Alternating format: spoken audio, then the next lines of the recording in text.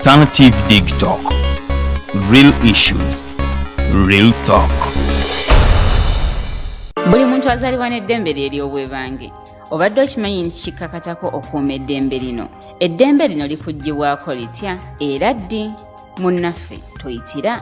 Bino n'ebirala birindirire mu programu yaffe Teeka ki. N'abaweereza abo Nalukwago Emerin Katumba wamu ne Tumusiime Kato. Buli Lwakubiri ku ssaawa 5 ez'okumakya wano ku Alternative Digitalk. Schools are open. Parents, guardians, have you prepared your adolescents that are pregnant and mothers for school? The government has given us national guidelines to assist with the responsibility of sending these girls back to school. Let us help to provide them with a safe, productive and friendly environment for their learning. They are still our children living among us in our communities. Their pregnancies, becoming mothers before adulthood, affects them, their community and our nation. All children have a right to education. Now, let's take them back to school because completing their primary and secondary school education is very important to their future careers, personal development and being productive citizens of our nation. This message is brought to you by the Ministry of Education and Sports, the Ministry of Health, Ministry of Gender, Labour and Social Development. If you're a Christian and our nation's politics and governance do not concern you, you are doing a disservice to the God you believe in. The Bible in Ephesians chapter 1 verse 23 says, the church you see is not peripheral to the world is peripheral to the church. Which means the church is at the center of everything happening within the world, including, if not especially, how God's people are governed. Why then separate church from politics? Church and politics with your host Sylvain Gumisiriza every Sunday 2 to 3 p.m. live on Alternative Uganda Facebook page.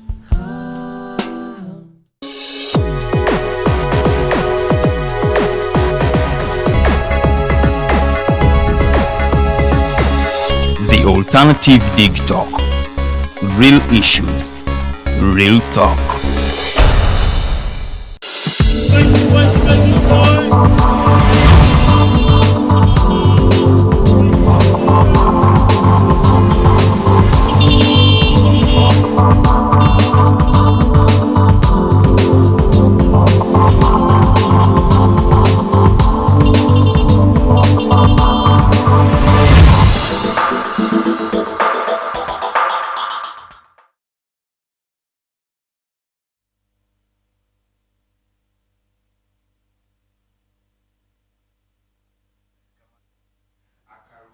We are live at Digitalk House, and that's where we are streaming live from 2 minutes past the top of the hour of 7. Allow me say welcome you again to this edition of The Mighty Drive. It's always a privilege, and thank you so much for waking up each and every day to watch the Alternative Digitalk, to watch The Mighty Drive, and not only to watch The Mighty Drive, but to watch other various shows that happen on the Alternative Uganda social media, Alternative Uganda social media platforms, that is especially Facebook, YouTube, Twitter and other social media platforms. Thank you so much for being there and being able to, wake up each and every day, invest your data, buy your data and actually stream us live. Thank you so much. From wherever you're watching from, the people who are watching us from as far as Dubai and other places in diaspora, thank you so much. We have people who watch us from South Africa. Thank you so much. We have people who watch us from Kampala, Uganda, right here at home. Thank you so much. People who watch from the Western region. I have an Innocent Inebiona who watches from Luengo. Thank you so much. I have people who watch from as far as Mbarara, that is Kato, Tumsime, Kakuru. Thank you so much. And other people who make it a point to actually wake up each and every day to watch us right here at the Alternative Digitalk. Now, what the Alternative Digitalk does is that we are an online television and we broadcast quality, footage and quality information in real time on social media at the comfort of your phone, at the comfort of your laptop, at the comfort of wherever you may be.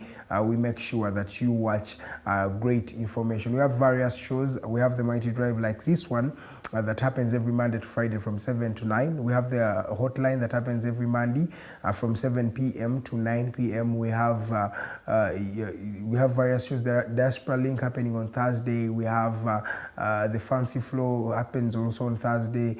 We have the Voltage that happens on Friday. We have the Snap Talk that happens on Saturday.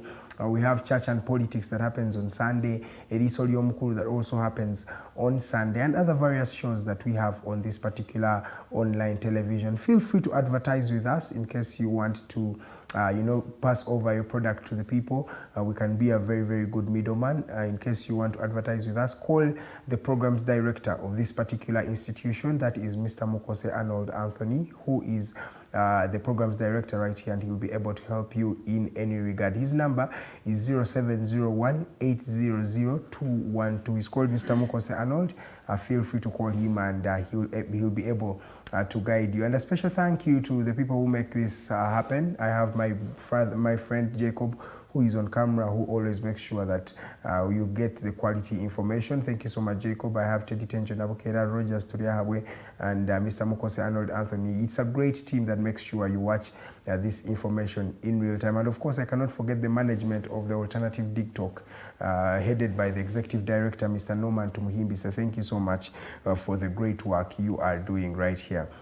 Now, today is the first day of March 2022. We are into the third month of this particular year. That means the year is also slowly cropping up. It's slowly going. So that means you have to maybe put yourselves together, because such time really flies, because now we are in 2022. It's going to be a flick of a finger and we shall be in 2023. That means time is going.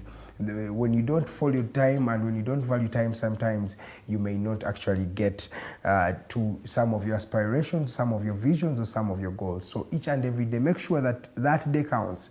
A day counting does not mean you have to achieve a lot of money in that particular day, no. It does not mean you have to do a lot of things. It just means you have to do something different each and every day. Try to be a better version of yourself. And being a better version of yourself includes doing various things right. That means you're going to start practicing things you have never done, and things that are going to push you somewhere that is better. If you've never saved, try to save. If you have not called your loved one, try to call them and check in on them to find out how are they. It's better to do something positive, something better each and every day. Smile more, go out, have some fun, because life is too short, and I believe you will be living, not actually just surviving, because many people are thriving and surviving, but you actually want to live. So I request that in case you have not gone somewhere, in case you've not eaten something good in a while, feel free to buy yourself something. Feel free to do something different, because life is too short. That is how it flies. In a minute, 2022 will be done. We shall be watching the World Cup in November. That means time flies, time really flies. It's the first day of March 2022. For the courtesy of our Uganda viewers, mbaniriza nnyo ku program The Mighty Drive. Amanyi nze Edgar Matthew Karuhanga, omuweerezaawo ku lw'omukutu ogwa The Alternative Digitalk. Njagala okubaanirizaako ku show y'olunaku olwaleero. Mwebale buli omu wonna we mutulabira, kibeera kya ssanyu ate kibeera ky'amaanyi, okubanga tukimanyi nti mutwegese obwenyi buli lunaku. Kibeera kya ssanyu nnyo. Weebale kubanga otuninze in ku mukutu ogwa The Alternative Digitalk. Osobola okukomentinga n'ombulira wa gy'olabira na amachago ag'olunaku olwaleero gali gati. In case you want to send someone a shout out, ng'olina gw'oyagala okubuuzaako, era nakyo tikikola, sindika message wali ku mukutu gwaffe, commentinga ogambe nze nsaba kuntumirako mukwano gwange bw'ati olunaku olwaleero, nja kuba mukutumira oba nja kuba mutumira ku lulwo. Ennaku z'omwezi lumu, omwezi gwa Mugulansigo, omwaka gwa 2022. Mbadde mbagamba nti obudde budduka, era budduka lukwakwayo. Tukole kye twetaaga okukola mu budde. Kola by'olina okukola mu biseera byabyo. Tolinda biseera, kuba ebiseera byo tebiggwayo. Ffe abayita mu biseera, ebiseera bisigalawo, because twabisangawo, tubiyitamu paka we tubirekawo. Kati kola ky'olina okukola mu biseera byo, kuba oba tokikoze, that means oba weeryazamanyiza gwe weka. Muzikirize nyingireko mu mawulire agabadde gakutukuta omubabiro mu ggwanga ne wabweru w'eggwanga. Tulina emirire egyeyongedde okuba nga gikwata amasomero ga Uganda. Olunaku lw'eggulo ng'olunaku olukya olwakeeseza olunaku lw'eggulo, essomero lya Bilal lyakutte, ebisulo by'essomero lya Bilal Secondary School byakutte omuliro wali ebwayise kumpi ne Kawempe. Twalabye nga tewali mwana yenna yafunye buzibu n'omu, naye ebintu byayonoonese, ebintu by'abayizi ba senior 1 ne senior 2 mu ssomero eryo. Abakulira ebyenjigiriza bagambye balina okutandika okubanga banoonyereza ku miliro gino egibadde gigenda mu maaso. Emabegako nabagambako wano ku muliro ogwakwata Good Times Primary School wali e Kawaala, era twayambibwa nti teri mwana yafuna buzibu naye era ebintu byayononeka, ate emiliro gizze gikwata mu masomero ag'enjawulo. So gavumenti tubadde tubasaba baveeyo, KCCA yennyini naye esooka eveeyo. In fact n'amasomero gano getaaga okubanga maybe gabuuzibwa lwaki babayigiriza fire drills naye tubulabe nga tewali fire drill n'emu. Abantu balina okuva ebweru okujja batandika okutaasa essomero mu ngeri eyo. So tubasaba gavumenti erabe engeri gyesobola okubanga ekola ku zino ensonga. Then katuveeko awo twogereko poliisi ya Uganda yavuddeyo negamba bannayuganda babeere bulindaala oba tubeere bwerinde kubanga waliwo omuze ogwatandise okubanga gukula mu society yaffe oba mu ggwanga laffe lino erya Uganda. Ennaku zino ababbi tebakyasobola kujja kukwata kyere nti bakusiseeko akasimu oba bakabbe. Kati kye bakola bakugoberera mpola mpola nga bakozesa ebintu ebyenjawulo. Olumu batambulira ku booda, olala batambulira mu mamotoka, ne bajja nga bakugoberera wonna gy'oba ofunye ebintu by'oba ensimbizo, ne basobola okuba nga bafuna akafo akalungi oba opaakinze ne bazinyakula. Wiiki ewedde ku lunaku olwokuna waliwo omukyala ya falling victim ku lw'embeera eno. Bamugoberera okuva yafuna ssente Lugogo, then ne bamugoberera paka emukono we parking aka supermarket bwati. Ababbi ne bajja ne basumulula emmotoka ne babba mu milioni 50. So poliisi erabudde buli omu era buli munnayuganda abeere bulindaala ku mbeera eno. Ate ennaku zino balina engeri gye bakibalamu nti n'amamotoka baswitchinga number plates, oyinza olowooza nti emmotoka yali wano kumbe teri wano. So poliisi ebavuddeyo ng'eyita mu mwogezi waayo Mr. Fred Enanga n'esaba bannayuganda beeyongera okuba nga bali bulindaala ku lw'embeera eno egenda mu maaso mu ggwanga. So leka tubeere bulindaala, let your eye be open because woba toli open bayinza okuba nga bakubbako ebintu by'omu ngeri ey'amankwetu. So poliisi ng'eyogerwa omukulu ng'eyita mu mwogezi waayo omwami Fred Enanga yavuddeyo nekakasa bino ebigenda mu maaso mu ggwanga. Ye Francis Zaake Butebi, omubaka wa Mityana municipality, yalabiseeko eri akakiiko kalondoola ensonga za discipline oba disciplinary committee wali mu August House oba mu Parliament. Zaake ono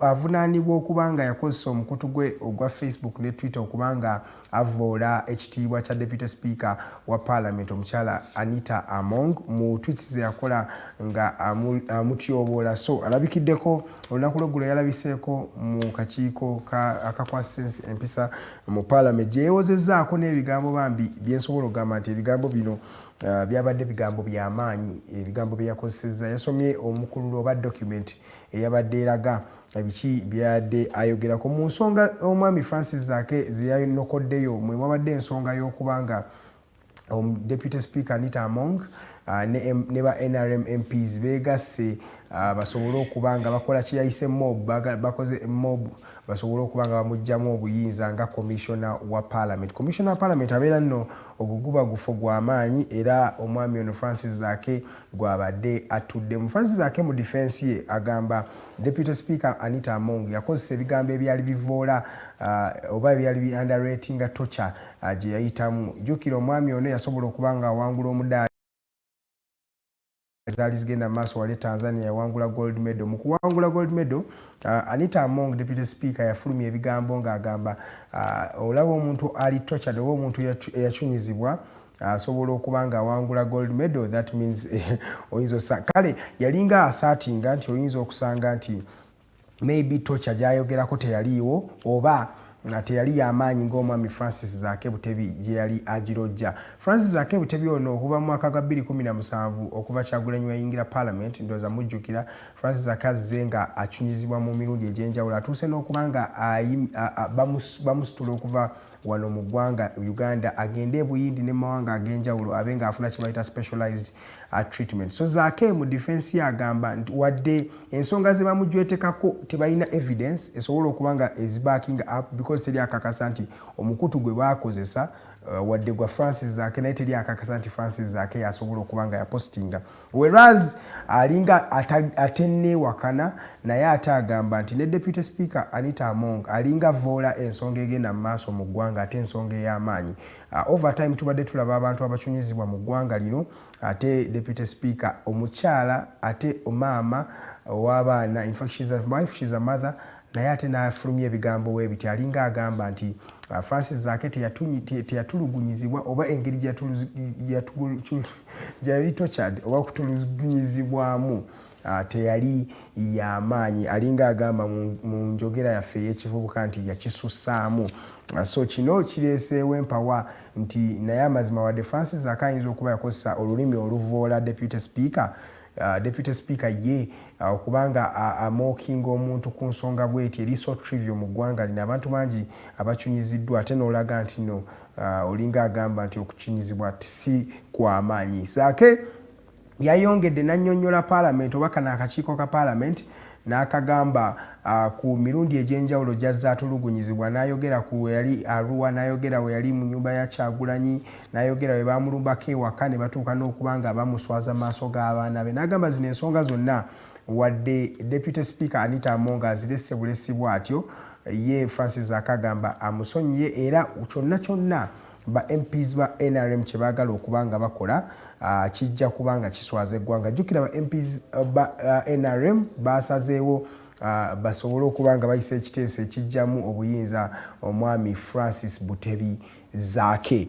So katulire tulabe engeri gye binaagendamu. Omwami oyo Francis Zaake yabadde awerekeddwako munnamateeka we omwami Aaron Kiiza gwe tutera okubeera naye nnyo wano ku The Alternative Digitalk okubanga muyambako mu nsonga ezo. So gega amawulire agavaako wali ew'omwami Francis Butebi Zaake. Tufulumeko wabweru w'eggwanga twogere ku musajja Vladimir Putin, omusajja akoze history oba akoze ebyafaayo mu kyasa kino ekya-21 we yayingidde na evadinga eggwanga lino erya Russia oba yayingirira eggwanga lino erya Russia. Putin yayongedde okubanga atiisa abantu we yagambye mbu gavumenti etandika okutegeka nuclear weapons in case wali eggwanga eriri eryewulira nti nno lisobola okujja ne liyingira mu nsonga za Russia ne Ukraine. So yagambye mutegeke bino ebyokulwanyisa bayita lukuba byalo, something like that, kubanga byo we bikwata bisesebbula kyalo kiramba.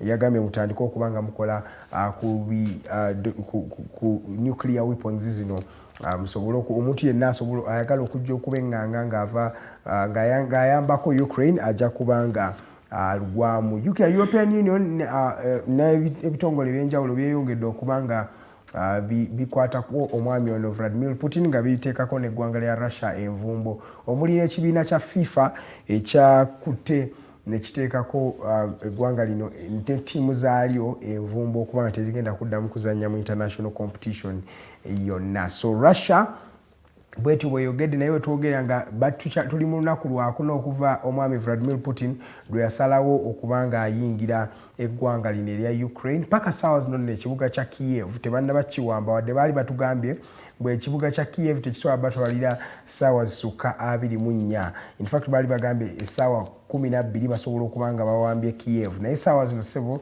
amagye ga Kiev amagye ga Ukraine gakyagumbye nga gaganya amagye ga Russia okubanga gayingira ekibuga kino ekya Kiev. Mwenna abatusindikira ebibuuzo nga mutubuuza bameka abafudde, ekyo ekibuuzo twaganye okubanga tukiddamu kubanga kiba tekiri substantial, kiba tekirina ngeri gye kiyambamu ggwanga lyaffe lino erya Uganda. Olunaku lwa leero tugenda kubeera n'omwami Cranimer Brandon Mutalya. Ono nno ye Secretary General w'ekibiina kya Uganda Court Baillfs Association ba Wanyondo ba kkooti, ekibiina ekibagatta mu ggwanga lino erya Uganda. Secretary General waabwe Cranimer Brandon Mutalya agenda kubanga atwegattako right here ku Mighty Drive. Tugenda kubanga twogera ku nsonga ez'enjawulo okuli ensonga y'Abanyondo ba kkooti n'engeri gye beeyisaamu ne amanyi gaabwe gakomawa, where do their powers actually stop and where do they actually go. So mwekuumire ku mukutu guno ogwa The Alternative Digitalk. Ye Kyagulanyi Center mu Robert abaddeko awo mu district y'e Kikuube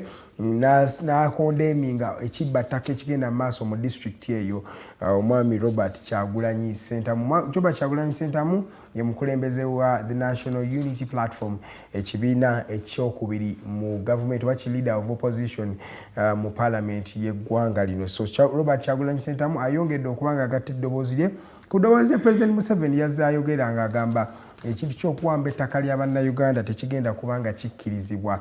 So mu ngeri eyo omwami Robert Kyagulanyi Ssentamu ayongedde naye okubanga ayogera ku nsonga eziruma bannayuganda.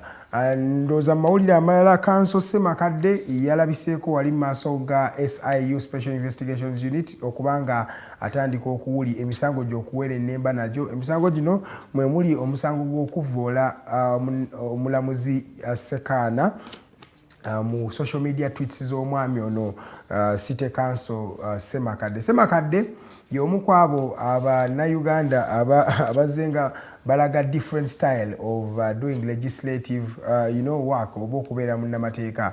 Omwami ono era ye munnamateeka w'omusajja waffe ono atatera kuva mu kkooti.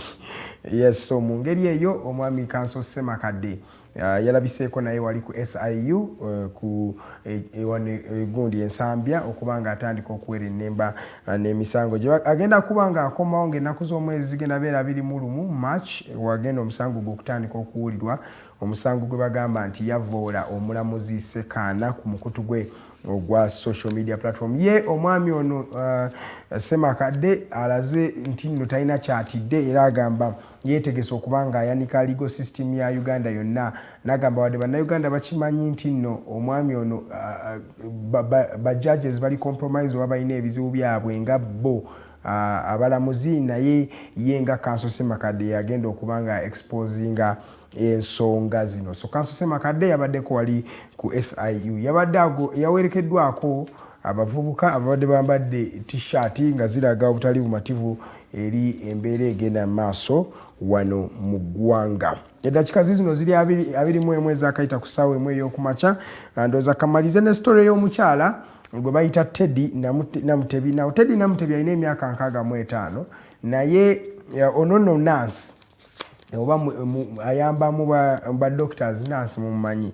Omwami omukyala ono Teddy Namutebi yalwanye n'ababbi babiri n'asobola okubanga abajjako n'emmundu, ekintu ekitasangika mu ggwanga lino. Ndowooza n'emmundu mugiraba. Omukyala Teddy Namutebi yalwanye n'ababbi wali ku ddwaliro erya Victory Medical Clinic. Bazze nga beefuula nti baagala kubanga bafuna obuyambi oba nga balwadde, we batuuse mu kasenge ne baagala okubanga bamubbako ebintu by'ensimbi na biki, naye omukyala Teddy Namutebi yasobodde okubanga alwana n'ababbi, ababbi ne badduka era n'emmundu ne bagireka emabega. Ekyo kikulaga amaanyi g'omukyala ono. Myaka 65 Teddy Namutebi yasobodde okubanga alwanisa ababbi mu ngeri eyo. Ye poliisi yawali e Kasubi bagitaddeko omusango ogw'okuba nti baatokyalinze omwana student paka omwana ono we yafudde. Amanya g'omwana ono tegannaba kubanga gaasangulwa, naye omwana ono nga we mulaba ku screen ye mwana eyatulugunyiziddwa poliisi y'e Kasubi era omwana ono yafiiridde ku poliisi ino. Yabadde ne bakooki babiri ab'omupiira Uganda Police n'omukyala omulala be bagambibwa okubanga be baatulugunyizza omwami oyo omwana oyo student n'asobola okubanga ava mu bulamu bw'ensi eno. Bannange katukomaawo naye nga story esinza okubanga enkwata omubabiro ye story y'omukyala Teddy Namutebi. Kye neebuuza Teddy waffe gwe tulina wano Nabukeera yasobola okubanga alwanisa ababbi babiri n'abajjako amamundu. In fact sina Teddy yekka, n'abantu abalala basobola okubanga balwanisa omukyalo ono. Ababbi bano ne basobola okubanga badduka mu ngeri eyo. So in that regard katusabe omukyalo ono Teddy Namutebi asobola okubanga obanga because it's really an overwhelming story. Omukyala myaka 65, that means she's an elderly woman. That an elderly woman who is able to fight off two robbers n'abajjako n'abasuuze w'emmaali obatera okugamba abavubuka bagamba n'abasuuze ennago n'abasuuze emmaali. omukyalo ono Teddy mukyala w'amaanyi. Producer ampadde eddakiika ntono nsooke mbongere ku mawulire, nyinawo ku mawulire amalala Uganda People's Defence Forces efulumiza ekiwayi ekirala ekyabannamagye okugenda mu ggwanga lino erya Somalia. Uganda ebadde mu ggwanga erya Somalia kuva mu mwaka gwa 2007 paka ssaawa zino tukunikiriza emyaka 15 nga tuli mu ggwanga eryo nga tukola kye bayita peacekeeping missions. So bannamagye abalala basindikiddwa wadde abadde bamazeeyo omwaka mulamba bavuddeyo, so abalala basindikiddwa on a peacekeeping mission. General Mbadi ono nno ye komanda w'amagye ye yabadde yasiibudde bano bannamagye era n'abagamba beerinde okubanga bali professional, basigale nga bali professional, balekeraawo okubanga batiisibwa, balekeraawo okubanga bakola ensonga ezitali nnungi oba basobole beeyongera okubanga baweesa eggwanga lino ekitiibwa. So mu ngeri eyo kyekyo ekigenda mu maaso amagye gayongedde okubanga bagongera wali mu ggwanga lino erya East Somalia. Jjukira eggwanga lya Somalia lino libadde n'ebizibu byalyo paka ssaawa zino oyinza okugamba tebalina na legitimate government eri awo, abantu abalala bakyasigala nga tebakkiriza ensonga za ggwanga lino erya Somalia. So Uganda ebaddeyo na peacekeeping mission okumala emyaka 15 mu ggwanga eryo era basigadde nga bannayuganda bamaanyi mu ngeri eyo. So kyekyo kigenda mu maaso, troops zaweerezeddwa, ndowooza mulaba just footage yaliko wadda owa Somalia beba bannamagye bagenda kubanga batandika okukola emirimu gyabwe wali mu ggwanga erya eggwanga lino erya Somalia. So gega amagye gaffe Mbadi ye yabawonize basigale nga abantu abakitiibwa, basigale nga abantu basobola okuweesa eggwanga lyaffe lino ekitiibwa ekya waggulu. Then mawulire amalala ndowooza ekigenda maaso wabweru w'eggwanga mwabitegedde dda Russia eyongedde okuba nga eyingira mu nsonga za eyongedde okuba nga eraga tegenda kuvaayo wadde bagitaddeko envumbo nnyingi. Olunaku lw'eggulo waliyo abakulu abava mu mawanga ag'enjawulo gano aga Ukraine n'eggwanga lino erya Russia abamiitinzeeko oba babaddeko mu kafubo wali mu ku nsalonsalo z'eggwanga lino erya Russia n'eggwanga erya Ukraine. Baagala okuba nga banoonya engeri esobola okuba nga olutalo luno olukomezebwa, wadde Ukraine ebadde egamba nti Russia esooka eggyeyo amagye gaayo mu ggwanga erya Ukraine. Omwami Vladimir Putin kye yagaaniddewo there and then yagambye atagenda kubanga akikkiriza ekyo, yagambye ayagala bafune results ezigenda okubanga ziyamba both Russia n'eggwanga lino erya Ukraine. Naye nga Russia ye nga bwe mbagambye nti envumbo zikyeyongera ku ggwanga lino, bakyabateekako envumbo, bakyamuteekako envumbo omwami Vladimir Putin ne banne mu ngeri eyo bamuteekako envumbo kulwanga ebintu byakoze tebibadde ebirungi okuba nga ayingira a sovereign nation in the 21st century. So bangi abakivumiridde, naye Vladimir Putin yagenze mu byafaayo ng'omusajja after the Second World War yatandika okuyiikuula entalo endala eggwanga lino erya Russia lyagala okulaga supremacy yalyo. Era ye nga we nabagambye nti nuclear weapons yazoogeddeko n'agamba nti in case any government oba eggwanga lyonna eryefuula ery'amaanyi lyagala okuyingira mu nsonga za Russia ne Ukraine bajja kubanga baggulawo ekintu kye bayita nuclear weapons. Nuclear weapons zino nno amawanga nno ag'enjawulo, amawanga matono agalina okkirizibwa okubeera ne nuclear weapons. Era ndowooza ojja kusanga Russia erina nuclear weapons, America erina nuclear weapons, North Korea erina, naye ate si mawanga mangi. Kati Uganda tebasobola kukkiriza beera na nuclear weapons. Ekyo ne kyebuuza naye lwaki ffe tebatukkiriza kubeera na bino ezo weapons ze bayita ezikuba ebyalo n'ebyalo, naye ate bo basobola okubeera nazo. In fact ne mu policies ze balina n'ezi treaties mu ggwanga nga for example USA tekkiriza ggwanga ligyetoolodde kubeera na weapons bwe ziti obanga threateninga USA, naye ng'ate ekyewuunyiza yo ekkirizibwa okuba nga erina bino ebyokulwanyisa. So Vladimir Putin ye yagambye eggwanga lyonna eryetantala okubanga liyingira mu lutalo lwabwe bajja kubanga baliragako ki kye basobola okubanga bakola. Era bino nuclear weapons abaali tebazimanyi, ndowooza muddekeko emabega tugendeko mu ssematalo owookubiri we yali anaatera okuggwako, bagenda ne bakuba eggwanga lino. In fact nuclear weapons ezaggalawo luno olutalo because Japan yali yeefudde nti nno ye w'amaanyi nnyo ne Bugirimaani naye kye bakola Japan tekyali kirungi nnyo because mujjukira omusajja bakuba USA yakuba eggwanga lino erya Japan yalikuba nuclear weapons paka ssaawa zino abantu be Japan ababeera mu bifo ebya Nagasaki ne Hiroshima paka ssaawa zino bakyafiiringa the wrath of what really happened then. Babakuba nuclear weapons zino tezikola mass destruction yokka naye zikola kye bayita genetic mutation. Genetic mutation kwe kukyusa mu ndagabutonde y'omuntu bakyusa DNA zino chemicals ne gases zisobola okuaffectinga DNA yo ng'omuntu. So okuva mu 1945 twalabanga abaana abazaalibwa mu Hiroshima ne Nagasaki baatuukanga bano abaana abazaalibwa tebalina mikono abamu abalala tebalina maaso oba alina eriiso limu oba talina nnyindo because ebyaliwo byakwata ne mu genetic patterns z'abantu. So genda kwekanga ng'emijiji ng'ebiri gyonna gyali affected by this nti omukyala eyasika omukka ogwo baali babakubiddwa ne wasigala nga mulamu omwana gwe yazaala nga yali deformed n'omwana oyo bwe yakula n'omwana gwe yazaala nga yalina deformity. So ekintu kyatambula mu generations biri. That is the power of a nuclear weapon. So abatera okubeerawo ne mubeera excited by war and things like that nze mbatunulira n'enseka busesi because zina ensonga ne zimala zikubeerako w'omanyira nti nno ebintu si byangu. Bakuba Japan n'atuuka n'asetolinga. Japan yali tasirikangako giving up n'agamba USA munkubye. So those are some of the things that abamu mulina okuba nga mutula mu nsonga zino eza history mumanye biki ebyaliwo because ebyafaayo bye bishaping a future. So Vladimir Putin wakola statement n'akugamba nti mubeere bulindala we muyingira olutalo ngenda kujjayo bino weapons of mass destructions, nuclear weapons.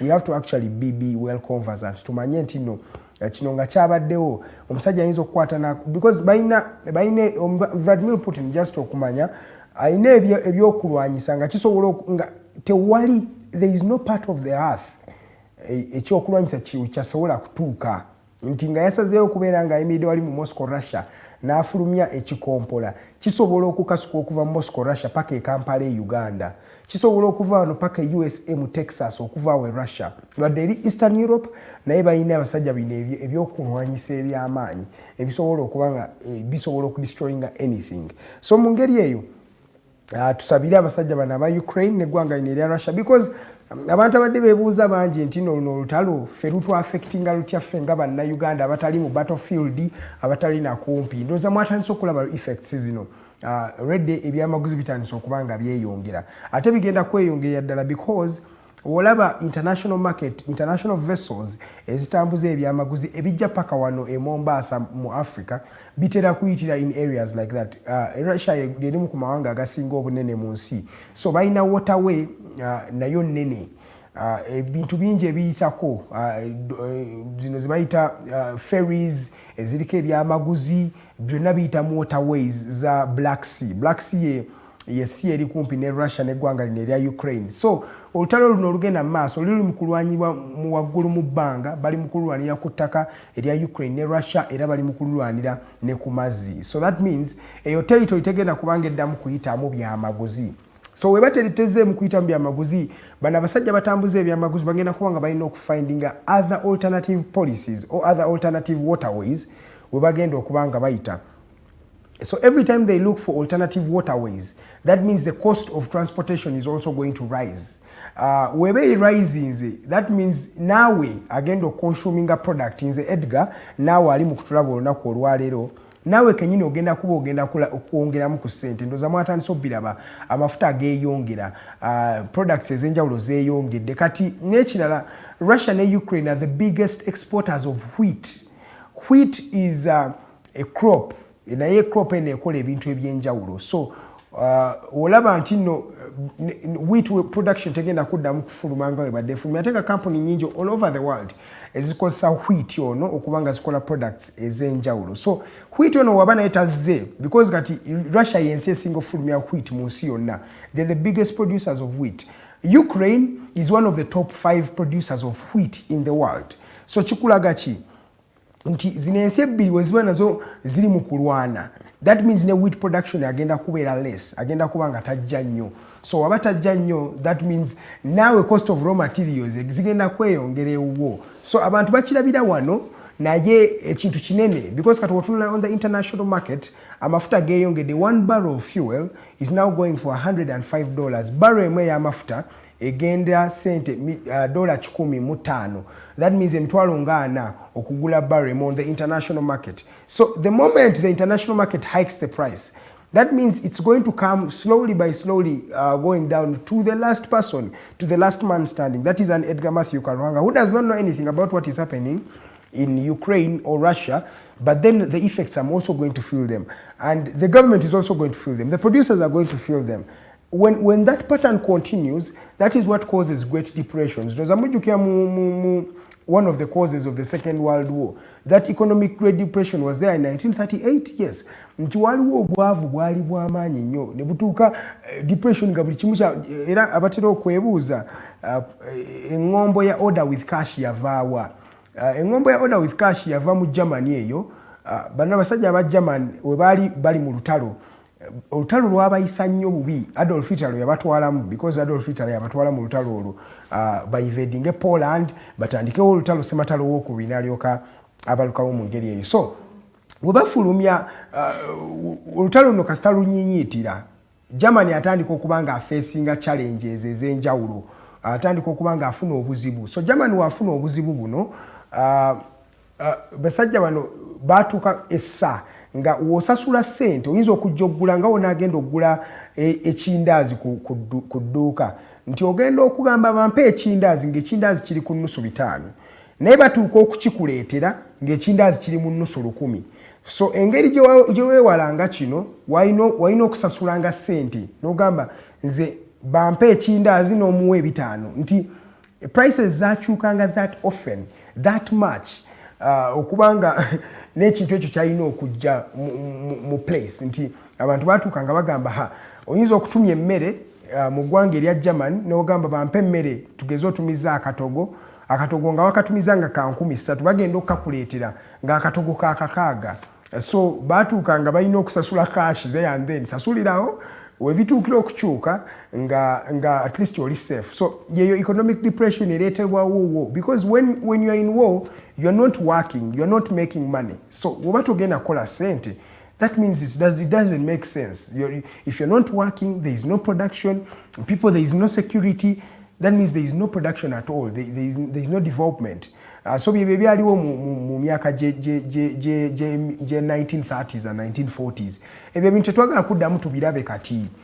Because ndoza mulaba ekya Russia in just a few days baade bamaze already okubanga bamaliriza okubanga in just a few days olutalo lumaze okubanga lunyinyiitira ne lutu affecting naffe wano ebyamaguzi ne bituuka okutuuka. It's not all about Russia and Ukraine, nti ebyamaguzi that's the reason. No, it's not all about that, but it's one of the biggest contributors, because naffe wano bannayuganda tumanya wali abakweka amafuta, wali abantu abakola policies ezenjawulo. Some people are just not patriotic. Wakati watu yagala gwanga lyo ani analyagala bannange munsikirize ngome wano mwebale kubanga oli mulabi mulungi ali mukulaba olunaku olwaleero, webale kubanga olabye. Comment muzongereyo mubuuze ebibuuzo bino mwagala okubuuza, nja kubanga mbibaddamu in real time. So tugenda kubanga tumulamu wetukomawo Mighty Drive egenda kubanga yeeyongera, webale nnyo kubanga otulaba. Good morning.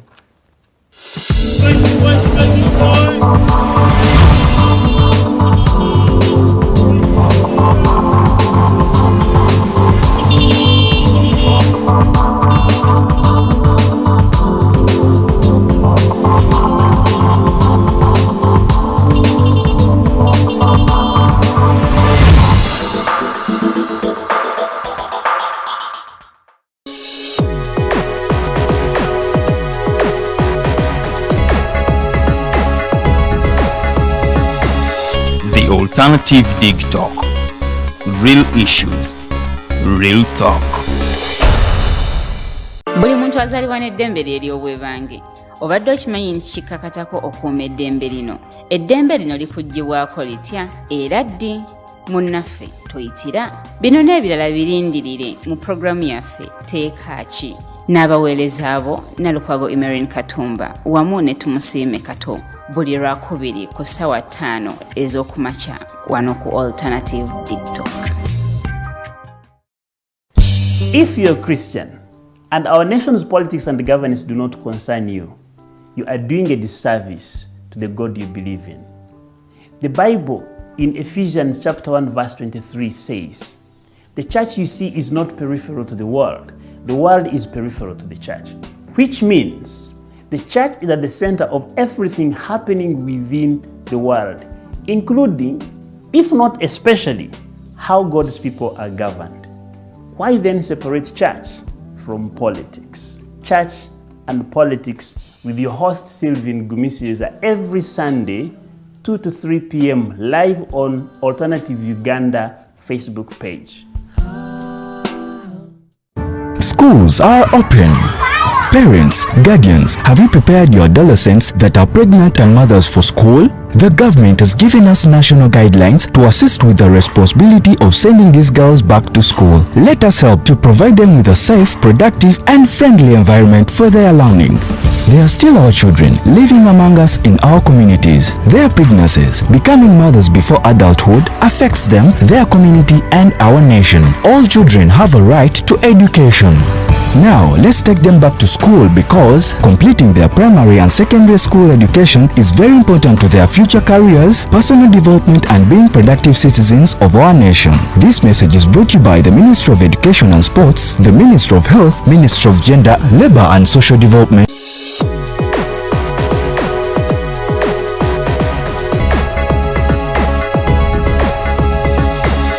The Alternative Digitalk. Real issues, real talk.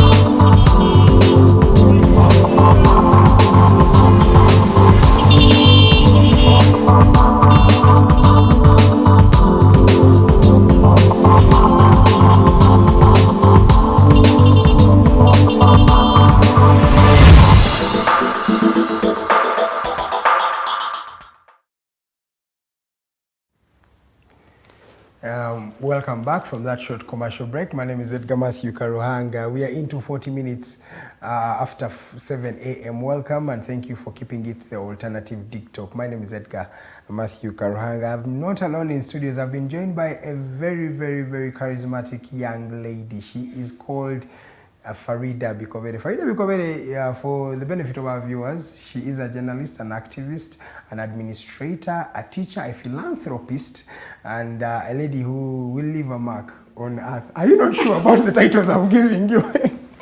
It looks, the eye that Farida gave me is an eye that says, no, I'm just wondering why you have just woken up on the good side of the bed and you have decided to give me prizes. No, people, I want our new viewer to know who you are. You know, every day there is a new viewer that comes on board. So that for the courtesy of that new viewer, so call ebintu ebyenjawulo bingi. Good morning, Farida. Good morning. Nanti mwene nsiba gamba otege emitego mingi ogukwasa gwogamba alhamdulillah buli lwotega omutego ogumu ngenda okulaba nga kikutwalidde ebbanga ddene okuggusa kyoyagala kigguke. Osobola oyitirako mu media n'oyitirako eri mu busomesa n'oyitirako mu human rights defending n'okola advocacy everywhere obeera ng'otega for as long as you have the ability. Oba tewetega oba showcasing what you are capable of doing. No, sikwetega. You are putting your energy to use. So there are people who have this lot of energy and they spend their day sleeping. And you wonder. But how do you spend your day sleeping? Because is that purposeful? Eh? Is that purposeful? No, it's not. But they need someone to talk to them. You see, at times, people want to hear someone speak about what they are really going through. Because when people don't speak about the things, they might think maybe. And so for me, I'm comfortable because and I have never lacked. I can eat. What else do you want me to do? So you want to sleep? They opt to sleeping.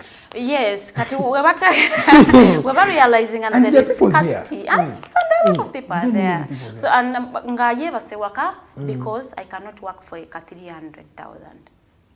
Yeah. So mbadde manyemu esinga zero. Abamwe batyo si bwe bakibala munnange. I am a graduate and you are paying me 300,000. I have had those stories before. So they will choose to sleep at home. I have a gentleman I know. This gentleman is more than 26 years, but he has failed to realize that he's growing, time is going. But everybody around him seems to understand that, hey, you guy, time is going, and everybody's trying. But do they speak the truth to him? They tell him, but the gentleman is just complacent. And I'm like, Jesus Christ, Ugandans, it's sure you get the coach too for you. But because if you don't work for yourself, it is not even supposed to work. Life is like that. We were born, raised, and now we were through in an ocean. So wobera mu ocean oba mu lake. You cannot just get ugenda kubbira. And some people fail to see that. But ngamba wana abantu nga twakatandika nti tuli mu mwezi gwa mugula nsigo, March, first day of March. Ninga oba wakajuka, you have been in 2021 lockdown just yesterday. So that shows you time is going. True. So and people often forget that time is always time yo fabajitamu. Time tegenda. We go through time. So and this goes to the young people because I know it's not the topic, but these things are some of the things that help us. Young people, I know my life is in phases. Sawas no oba wetunula mo izo kubo ina amanyi mangi. Right? You are strong, you are the bold one. You can do everything, you can dare to dream, you can run, you can sleep. You do everything you can do. But this is for a time. Ogenda tuke emyaka nga nawe otandise okugonda. So zino envidia ziddugavu, that's what they say. The black hair should work for the white hair that is yet to come. So oba we back at 26, what are you going to do at 56 or at 76? Bakola. Myaka kinano basanga bakola. Tulina abakulembeze baffe bakyakola. Osanga omusabambi omusajja omukulu ng'avuga boda. Actually, ababoda abakulu, I say give him growing up, I thought okuvuga boda kwa bavubuka. Like omuvubuka atalina kyawo, yes, ayiribamuko nga bw'anoonya ekintu ekiri stable. Naye osangira omusajja omukulu wa 40 ng'ali avuga boda. And then you start questioning their youth.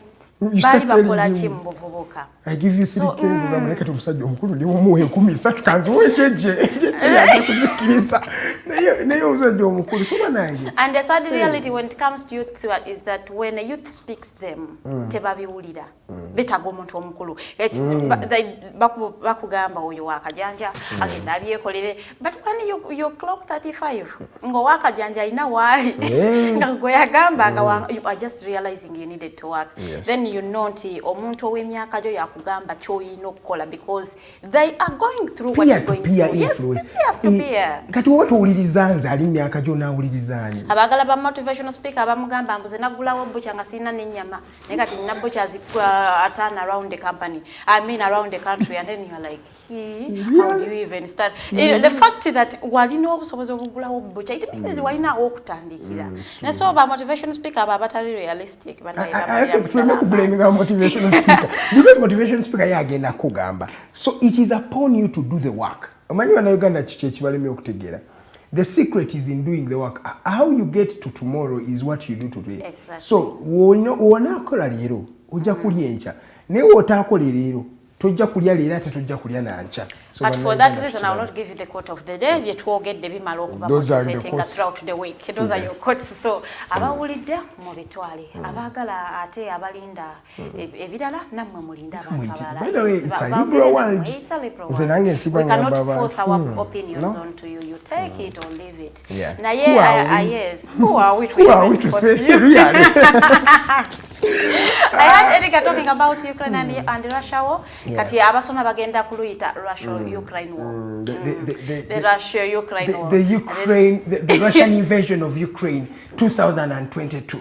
Yeah, but not forgetting there has been political unrest since 2014. Yes, from the time for the past 8 years babaddenga bali mu kulwanagana basikangana naye nti kano bo bana ba Russia kugenda okuteeka amaje gaabwe ku border za Ukraine teacher sparkings of the war. Naye for us we are for peace. Mukulembeze wa fayagala nnyo emirembe. Abantu bali ku mikutu ejo nga bagamba president agenda kueleza amaje Ukraine okulwanira ko Ukraine. People are spreading propaganda. People say war, people are suffering and you are laughing. Utogera nga abana ababunda mu gwanga lya Ukraine bali emitwala na ate beyongera each and every day babunda. Tetwagala kwogera ku bafudde omanyi na Uganda. It is sad to see a family separate. I mean, the father and the brothers are remaining in for their country to fight, and then the mothers and the daughters are fleeing the country. It is a sad moment. Those who are watching these videos, you can really see it is really sad. So that is what war does. War is bad. War is bad. And we would be asking ourselves, who is benefiting in this war? It depends. It depends on what you want. Because effects or impact zeno was genda tukosa because Russia is the biggest exporter of natural gas. Yes. Kati twaliye Kampala akozesa gas makago. Just no gas agenda linya. Wheat, they have the biggest gas agenda linya kati go 5 kg obadde refilling nga mitwale 5 kasamba bagenda kugamba omunana. But because now we to take you like Russians so we are just bringing out a few things that are going to directly affect you as a common Ugandan here. Tomanyi ko ne Russia ne president wa Russia anyway tomumanyi.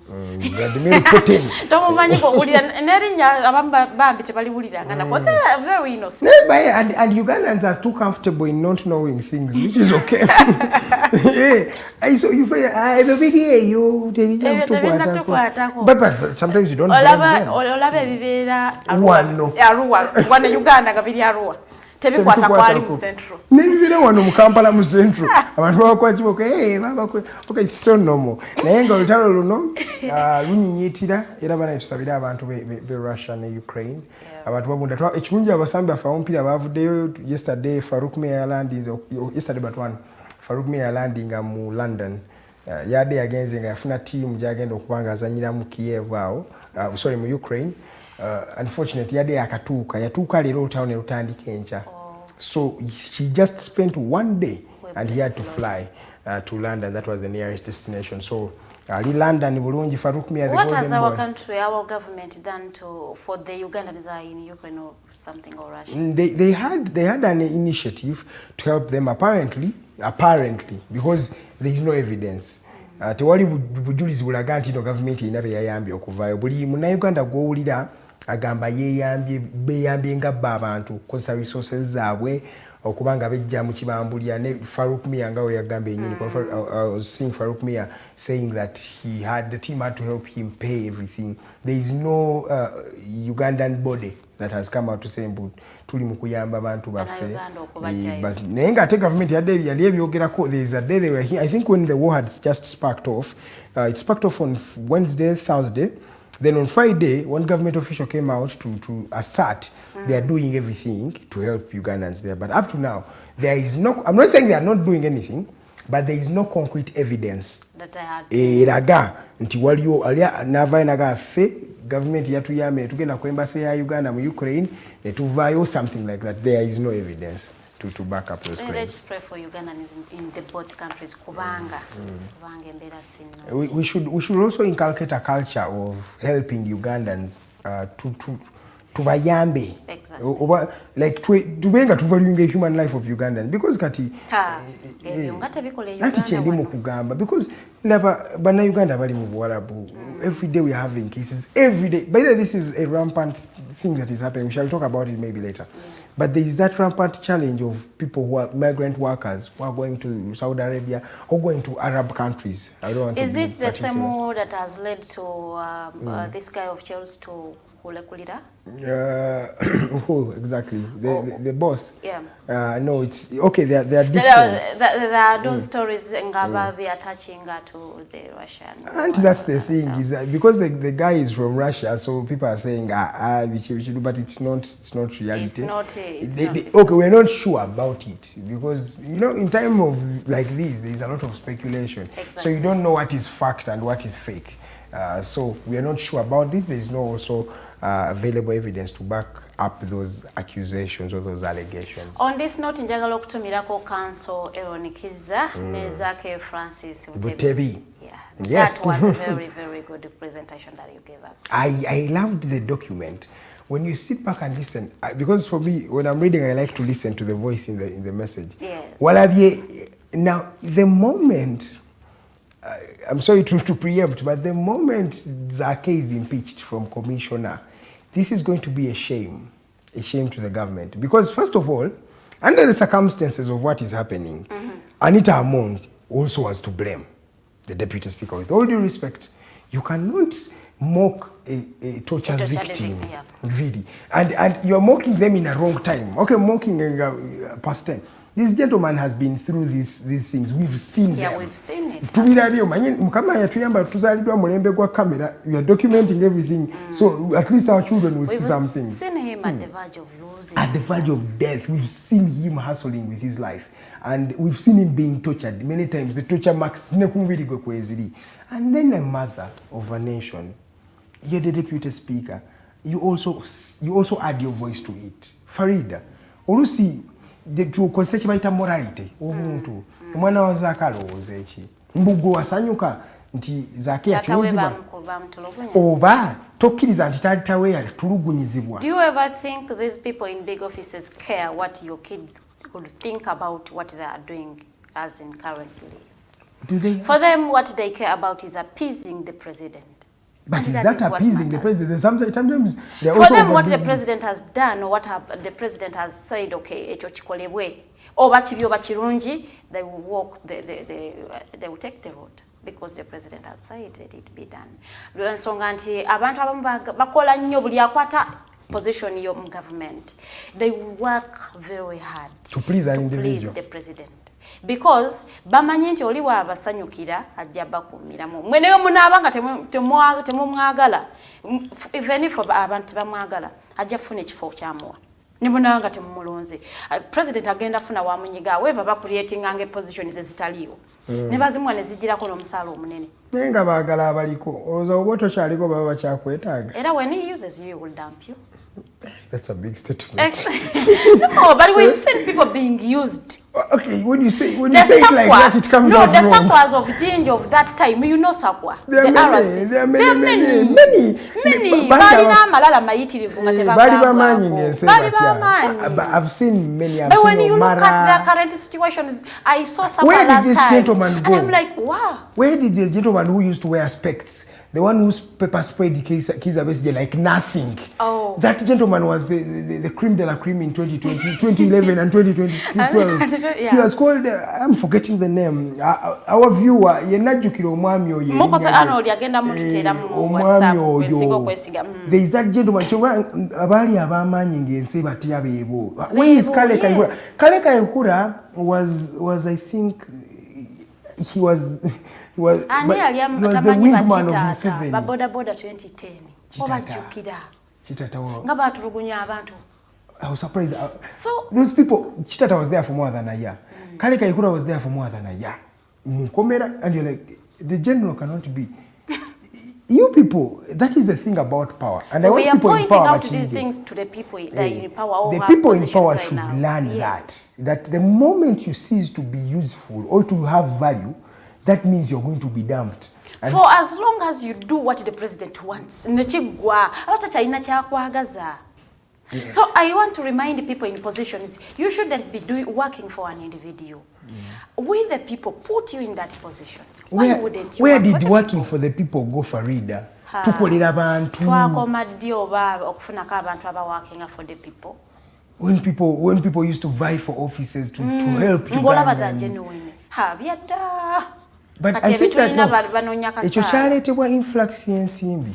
Politics zaafuuka za nsimbi zaavaako obuweereza. Buli omu ateekamu ssente nnyingi. Kati bw'oba ntidemu ssente, that becomes a business. I've invested because nze nali ndabye ku budget y'omubaka nga erimu 1.2 billion ne bamukuba n'akalulu omubaka oyo Stella Nyanzi. 1.2 billion. Kati olimu abatademu 1.2 billion, fortunately n'ayitamu. There has to be value for returns. Yeetaaga ssente ezo. Kati era n'okuzifuna era naye alina okuba nga alina wa alayinga. Naye yawangula Kampala Woman MP maidi okujjako okulabika mu kooti ku misango gya mukolo Segenya ne Katolwamu. What are you doing for the women of Kampala? Mwagala akole ki? Twagala akole tamanyi mirimu. Yagenda abadde akola emirimu gye. Tamanyi mirimu gye n'asala of recent awo. Ng'akola yoki. Bannange tuleme kususuuta abantu bano. Ekisooka she lied. mbuze nja kufuga mu government ya Kyagulanyi nofuga mu ya Museveni kati baba fuze mu ya Museveni nga you are not kolera abantu kye bakulondera Edgar stop laughing. Let's go for a break. Farida is taking somewhere this discussion, but when we come back, we're going to start off from that particular discussion. No, we are going to start be calling out people who are not working for the people, such that Enseva Manya. People are keeping quiet. So that when 2026 comes, people know the where first one on cast the your list, voice. Shamim Marende. Where are you? Let's go for a break.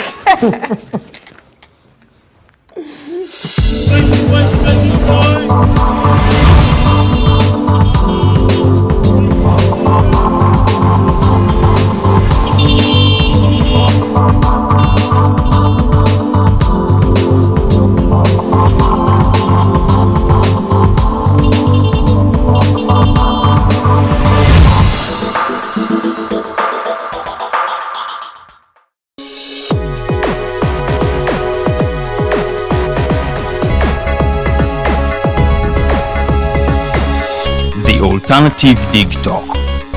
Real issues, real talk. Buli muntu azalibwa n'eddembe lye ery'obwebange. Obadde okimanyi kikakatako okuuma eddembe lino. Eddembe lino likuggyibwako litya era ddi munnaffe toyitira. Bino n'ebirala birindirire mu programu yaffe teeka ki. N'abaweereza abo Nalukwago Emerin Katumba wamu ne Tumusiime Kato. Buli Lwakubiri ku ssaawa 5 ez'okumakya wano ku Alternative Digitalk. If you're a Christian and our nation's politics and governance do not concern you, you are doing a disservice to the God you believe in. The Bible in Ephesians chapter 1 verse 23 says, the church you see is not peripheral to the world is peripheral to the church, which means the church is at the center of everything happening within the world, including, if not especially, how God's people are governed. Why then separate church from politics? Church and politics with your host Sylvain Gumisiriza every Sunday, 2 to 3 p.m. live on Alternative Uganda Facebook page. How you beautiful Ugandans, it's your girl Digitalk. Welcome to the fancy floor. Who doesn't see my hair, guys? I am super glamorous.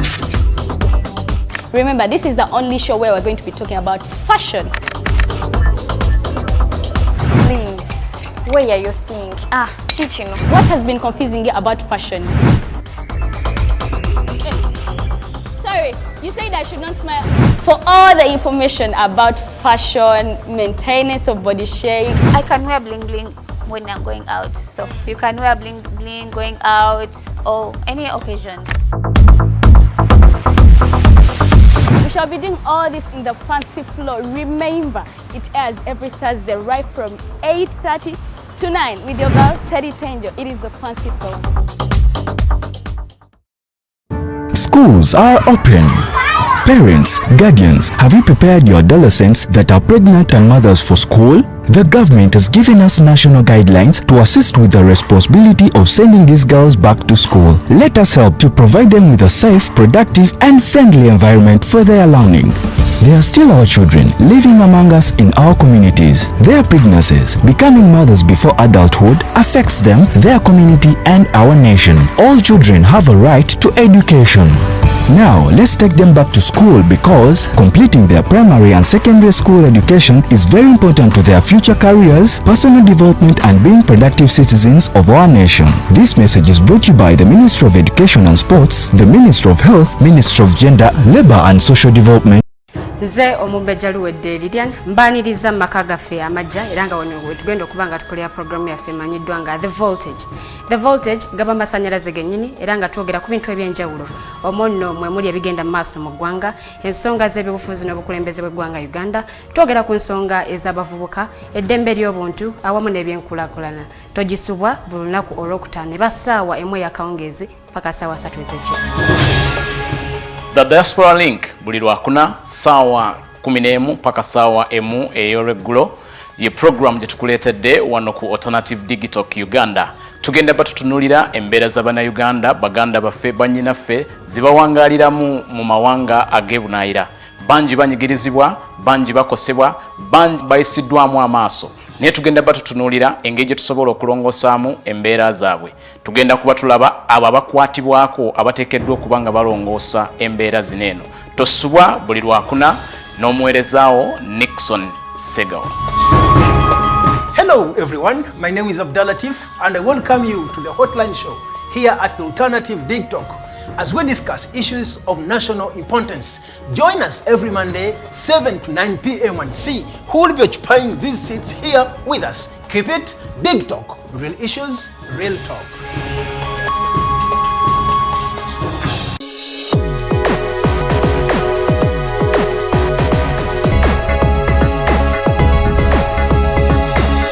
The Alternative Digitalk. Real issues, real talk.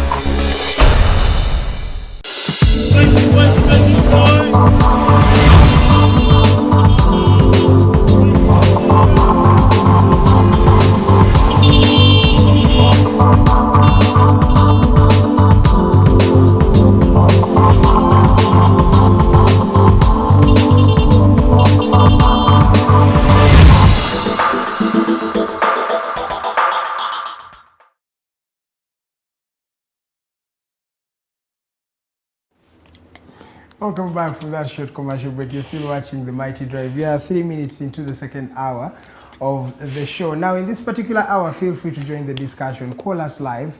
The number is 0789017145, and we shall be able to pick some of those calls. And Teddy Tenjo will be splashing those screens or those numbers on your screen, and you'll be able to call in live. Tukubireko tuwulye comment yo kuchonna kyonna kye tuli mu kwogerako.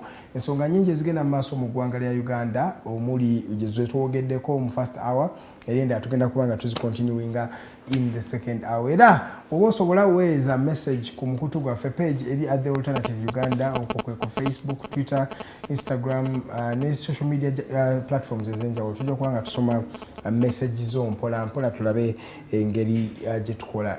Omugenyi waffe tannaba kubanga atuuka wanaatwegattako omwami Cranimer Brandon Mutalya, ono Secretary General wa Uganda Court Baillfs Association. Wanaaba twegaseeko tujja kunyumya naye paka sawa zinabadde tannaba kubanga twegattako obanga Jafarida wetugendeddeko mu kuwummula obadde okyagusa ensonga yo ey'ababaka abeerabira abantu baabwe. I am seeing someone calling me out and like, you finally spoke it, Bambe, here you lied to us. You see, Evans, I want to tell you that I hosted Shami Marendi, me myself. It's on record. It is on record. And she promised.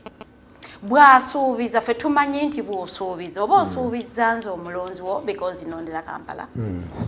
Ate n'osuubiza n'abantu b'ogenda okukolera. N'osuubiza Uganda yonna nti bannange nze kale I am contesting but I will only be a member of parliament when Kyagulanyi is the president. Without a Kyagulanyi on without the helm of power, there is no sobola kolera mu government ya mukulu Museveni bamuyita mbu omusibira mu bbwa. Those are their statements. Naye nze mmanyi nti mukulu president Museveni tibuhabulwa. So the day comes and she swears in, and I mean that is okay. For us we want an MP. Oba okoledde mu government ya Kyagulanyi oba okoledde mu ya kati yakolera mu yanti babagala. Kakati, yes, we want an MP. So we took the lie. Kakati, right now, we expect you as a woman member of parliament okuvaayo okulwanirira ku bano abantu be bagoba ku nguudo. Because bamama be basingako obungi. When she made statements about it, she has kept quiet. Maybe and she's the woman Maybe it's not wrong. What do you mean it's not wrong? It's not wrong to evict the people from Okay, kala ajje mu public agambe iti bannange kye kikola kye bakola kirungi temunyiigira abantu aba. You see, if it is something good you commend it. If it is something good you commend it. If it is not good oja ovayo no condemninga. But she's hustling with your legislators Segirinya and Sewanyana. She's always the one there helping them. Though it has not yielded results yet, but it will yield results with time.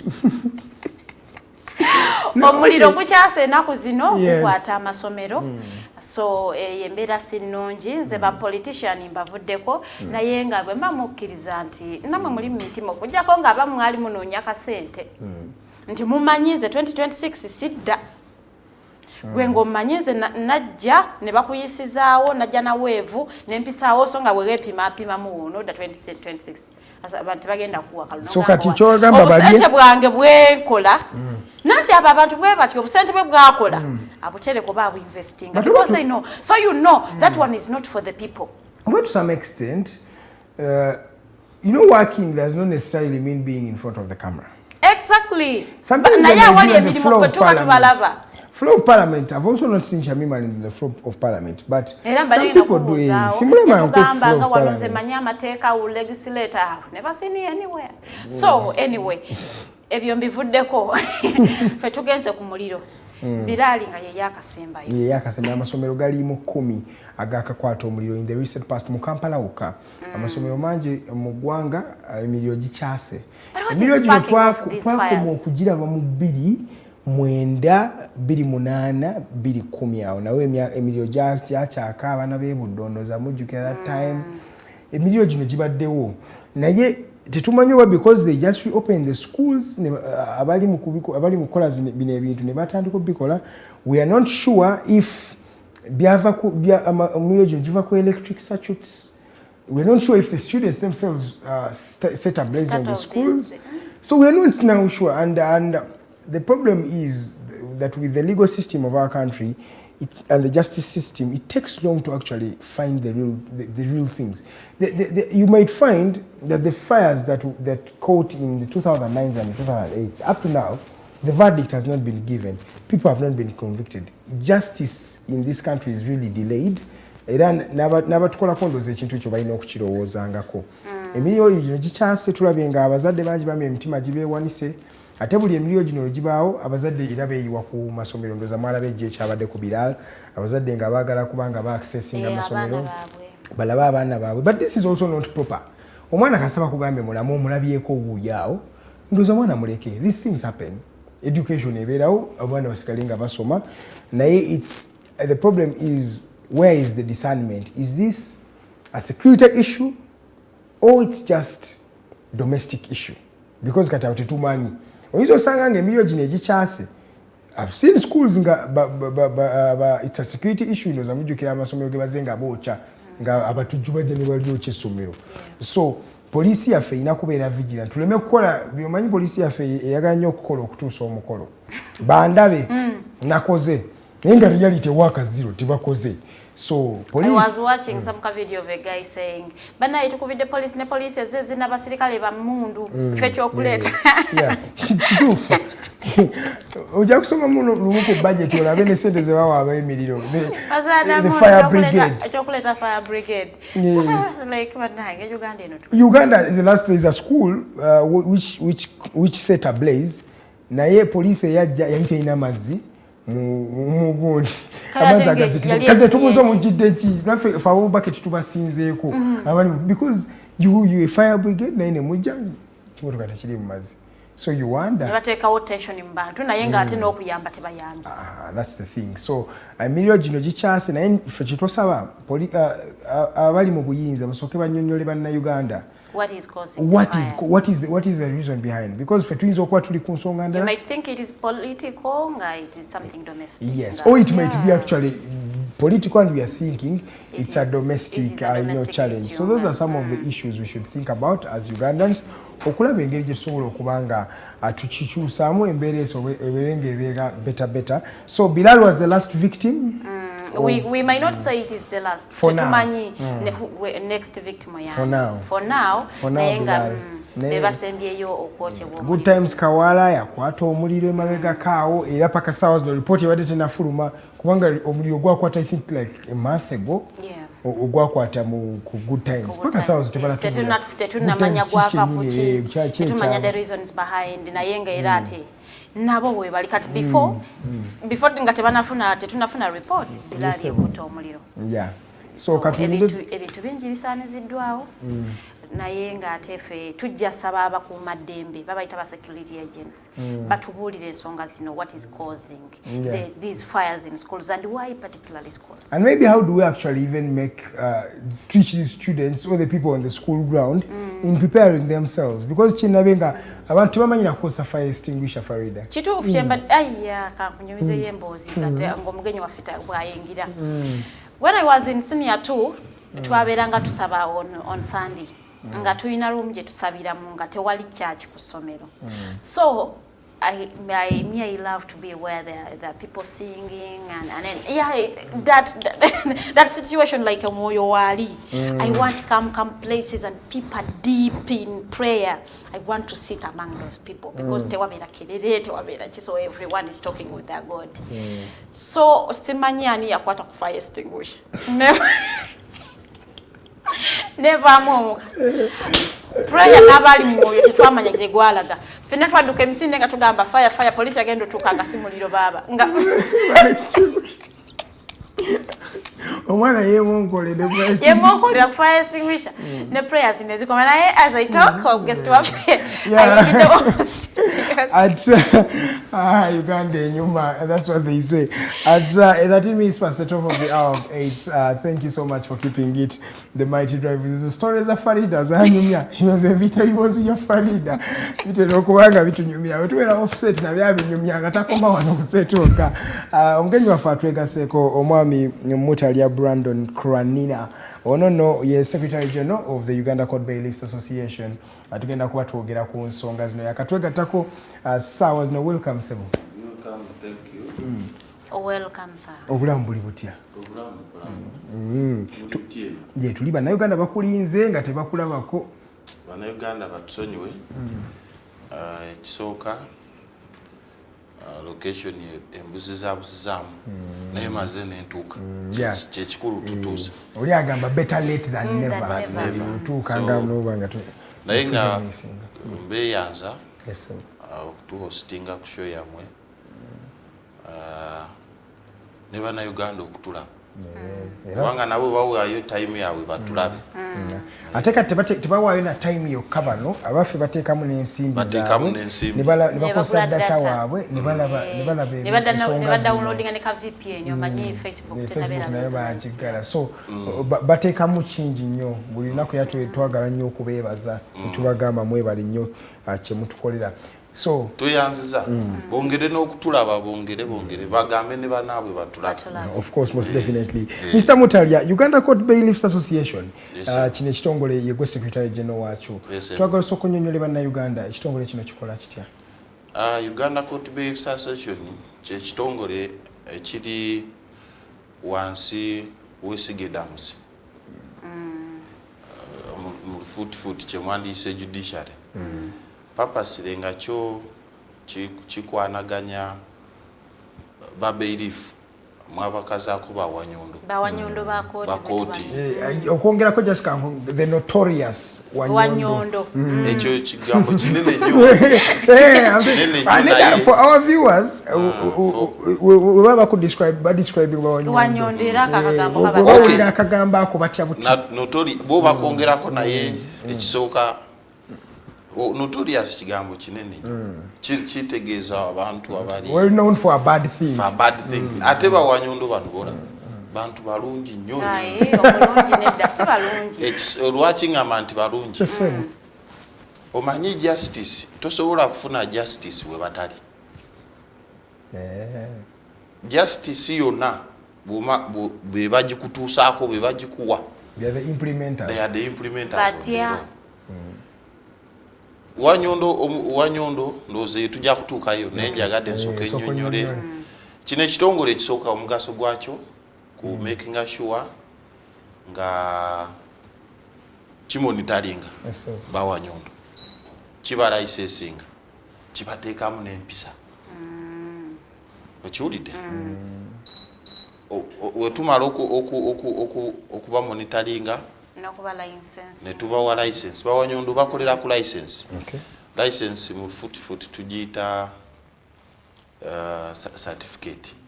certificate eno emuweebwa buli mwaka etambula kalenda ya etambula okuva ng'ennaku z'omwezi lumu January paka December 3 eyo license. Era omuntu tasobola kweyita Wanyondo nga talina license eyo. License eyo esayiningibwa Chief Registrar owa kkooti. Chief Registrar abantu abamumanyi Chief Registrar mu lufuutifuuti yabeeranga custodian wa judiciary. Oyo Chief Registrar yasayininga eno ki license. License eno yebakkiriza okukola byonna yonna eyo gye babeera, yebakkiriza okuoperatinga, yebakkiriza okujja n'akukwata, yebakkiriza okugenda n'amenya enju y'omuntu erimu awatali watuufu, yebakkiriza okukulikavalingira sente. Eyo license bw'aba tagirina tasobola kuyitibwa Wanyondo. Taba Court Baillfs. Yes. Okay, kati tutandike omulimu gwammwe bannayuganda abasinga omulimu gwa Wanyondo nga we nagambye why I said notorious boy balabanga abantu abajja ne bamenya bumanya bintu by'abantu like it is mad with orders and violence oftentimes.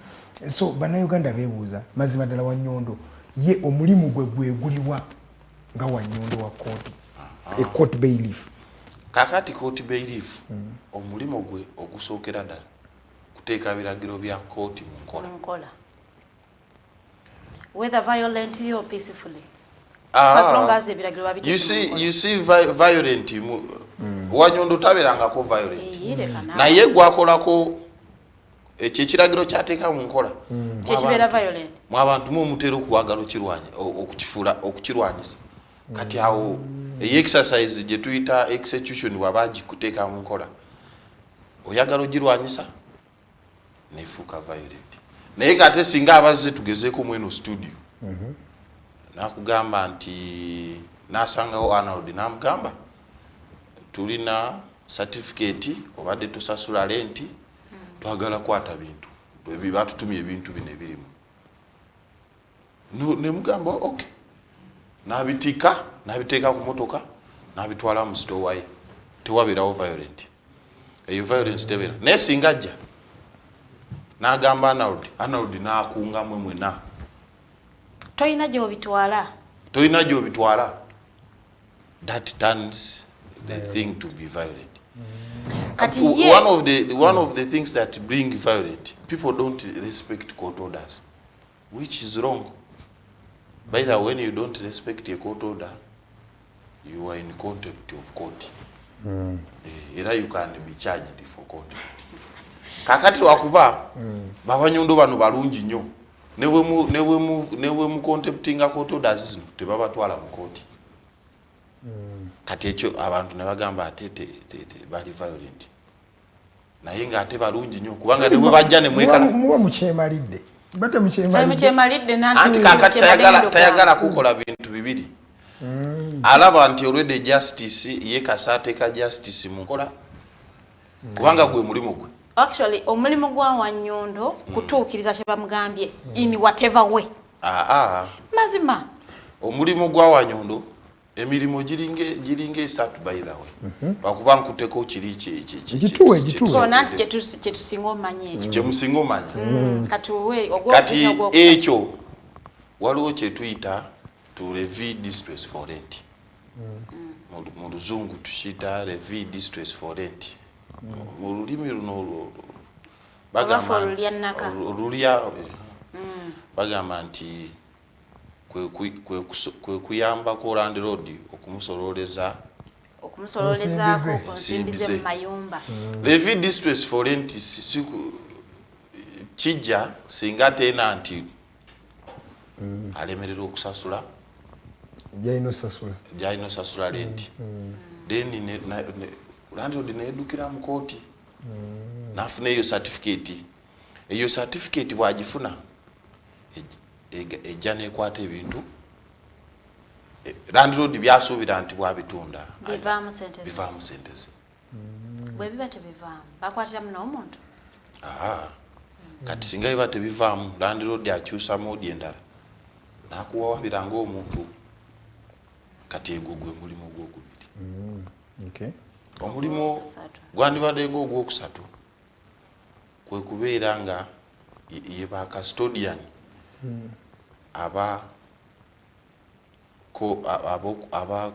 abakuuma ebiragiro bya kooti nga bwe birina okubeera.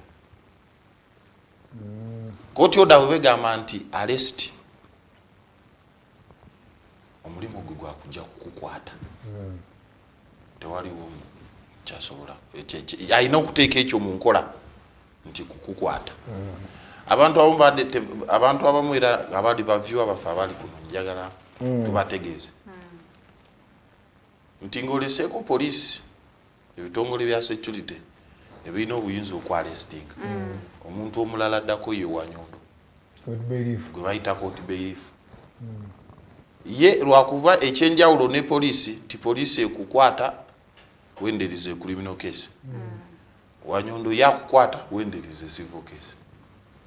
Ata ye yabeera ne warrant, tugiyita warrant of arrest. Ne poliisi inobeera ne warrant naye baba no bakijjawo oba bo bakijjawo naye nga mateeka mu ekiri. Yalina okubeera neki warrant. Era sikirizibwa kukwatibwa nga tekindaze. Era ye bw'ajja okukwata ekisooka akweyanjulira nti nze bampita Cranimer ndi Wanyondo wa kooti nviiridde nina warrant ekukwata okuva mu kooti ABCD.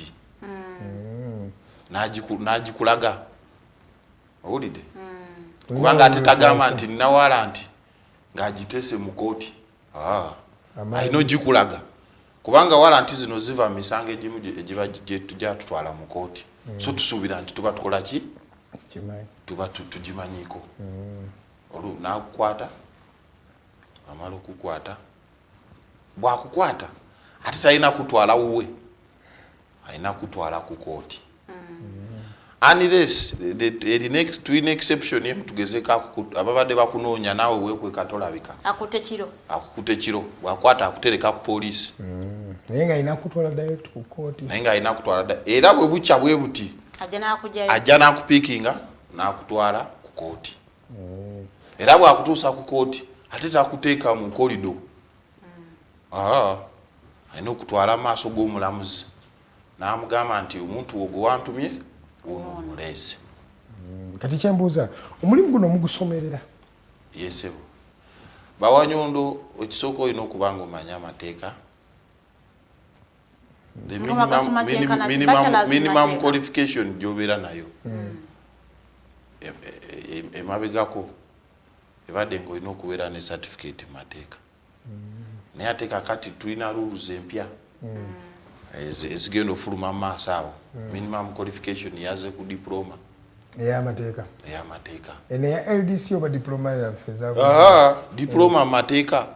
Gy'okolera LDC oba ku university? Oyinza ogenda ku university as long as is a diploma in law. Yes, it depends on where you choose to study it from. As long as even the university is licensed to offer such a course. Yeah. Okay. Kati maybe tulinayo Bawanyondo abakyala gye bali waliwo omu gwe n'adde njagala n'okujja naye wano. Kuba ffe tusinga kulaba abasajja ate bano ab'amaanyi ab'obunyama. You see, nze no namanyira kubayita ba arresting officers kuba eva baba bajja bagenda kukwata muntu oba kumenya nyumba oba okwata ebintu by'omuntu. So nga eva ndaba basajja nga nebuuza, do you have Court Baillfs abakyala? Gye bali. Okay. Bayirawe ne ku kitongole kino ninako abakyala babiri. Lwaki olowooza abakyala tebeetanidde mulimu guno? Abakyala mwe bali lwakuba nti simanyi oba tubalaba bulabi naye gye bali. Bawanyondo mmwe bannayuganda batubuulidde nti mukozeseddwa nnyo abagagga nti oftentimes Bawanyondo bano waliwo omugagga ayinza obeera ne selfish interest ye oluusi nga ne court order muzijwetese apparently muzijwetese ne mujja ne mu evictinga abantu naye nga ate temuyina kubanga mu evictinga kale temuzze mu bulungi naye lwakuba waliyo akuwaddemu kasimbi then gwe n'ofuna banno ne mujja ne mutwala ebintu oba ne mumenya amayumba g'abantu normally nga bagamba oluusi mu connivinga, for lack of a better word, you connive with the big shots okubanga munyigiriza abantu wa bulijjo. Nga bwe njogedde mu ntandiko nabagambye ebintu nti first of all ekikufuula ekikuyisa court bailiff there must be a court order when is on ground or when is anyway executing, there must be a court order. Are you getting? Nanti omuntu wa wansi nze simanyi court order. Court order order eva mu court. Nanti simanyi court order ntuufu bano bo bajweteka ebidokument. Yali toloza babitulaga ebintu. I don't know if you court order. Ebimuyogedde wano. Abasajja ba bailiffs abayina obusungu. Bajja simanyi n'obusungu gye babujja. Bajja banyi. Nedda. Oba wide. Hato walikoze kyo ina kubawulira. Kubanga. Tolina kubawulira. Omanyi. Nze bwenfuna chance nenzija kushoza. Naddala kati mumuli ku mutimbagano. Banjagala nungamye. Ekisooka court order erina okubeera. Court order nkugambye nti ekisookerwako tulina okubeera ne court ki? Order. Oyina okusooka okujindaga nga tunakola kintu kirala kyonna. Kati eyo court order gye nkugambye nga tetunakola erina okubeerawo. Bwe bajja ku ground lwakuba simanyi oba ku mwana waliwo yafoolingako a victim. But the issue is singa one day you fall victim. You ask for a court order. Omugambye okay ozze kungoba mu nju eno court order eriwa. Agikulage era bw'amala okulaga court order eyo nti yino ogisomemu. Omusango bwo ogumanyi. Wangira kyo kizibu okuleeta okujja okumenyanga musango kale toguulirangako. Olina obanga naye waliwo omukulu wano kyayogedde agambye tewasobola kubeerawo dialogue between the Wanyondo and the subject. Naddala ngazze okukima ebintu. Most of them behave like robots. He has been told to pick stuff and that is what he will do. Why does violence come up? It's because they don't want to listen to the victim's side. I believe if the victim talks to you and says, don't take them, but rather let's go and I get everything cleared from your office than taking people's stuff. You see those victims, you see also those, the way I told you from the beginning. I gave you another task that court bailiffs have to do is to review distress for rent. Yes, sir. Now, under such a scenario, when you don't, you come and they come with a certificate and you don't want to oblige it, what comes next? What do for you according to you? There is a certificate. They have told you we have come in this house, these premises of alternative digital. We are here. We have come to pick 5 cameras. We have come to pick 3 screens. We have come to pick chairs. We have come to pick a reception desk. We have come to pick rights. They are 7. And when you resist, what will come next? Of course, and for him, he has to make sure that this court order is implemented. So violence is not brought up by this bailiff. So kati abantu balina okumanya nti toyina dialogue yo neyo no court bailiff teyina kyeya. Tegasa. Dialogue will be there. But let's first thing. Let's first take what they No, have. let the first thing be the first. There is already a court order that needs to be implemented. And this person has come with a court order. It's here. Are you getting? By the way, like these attachments you see, nowadays najibawe yokusatu. We bakola attachment.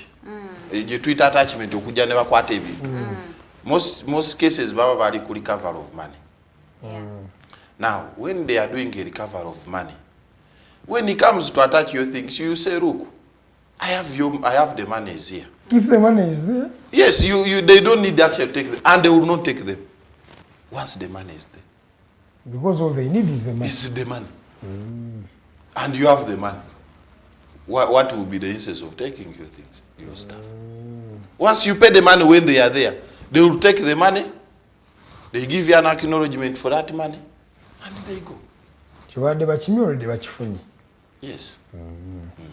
Okay, naye kyembuuza mwinayo ku mateeka agabagavaninga mwenga nti ne mugamba nti tetulina kuyita wano oba omanyi there is always a lot of things that happen in the implementation process of your work nti waliwo oluusi nammwe mukisusa you may not go out of the law but maybe you have ngawo ngambye ne mukubayo ku muntu yes you've come to take stuff and you end up being a bit violent and made some violence on some person and it has happened before and yes I'm telling you you also court bailiffs come with a group of people normally is that even legal for you? I thought a court bailiff gwagenda okujja naye ate mujja n'abantu oluusi luseregende bantu bonna nga mulinga maje merere mwina amateeka agabagavaninga ne mubadde limits and how are you held accountable?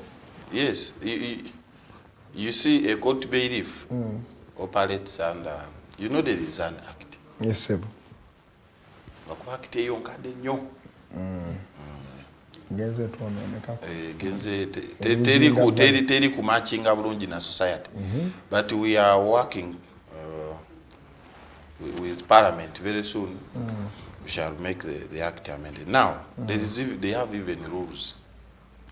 I don't know about you have bategera rules.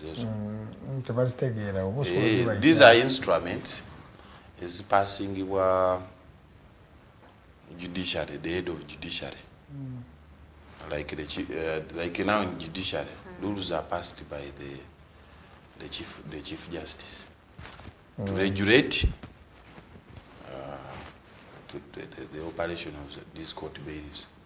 So rules ezo weziri nazo ezibafuga tokola kino bokola kino bokoze kino tokuba muntu ezo lwaki tozitubulya rules ezo netusimanya rules ezo netumanya engeri gye tuloopamu. But what they should know now the good thing we on the platform of digital they can go, they can search them on Google, they are there.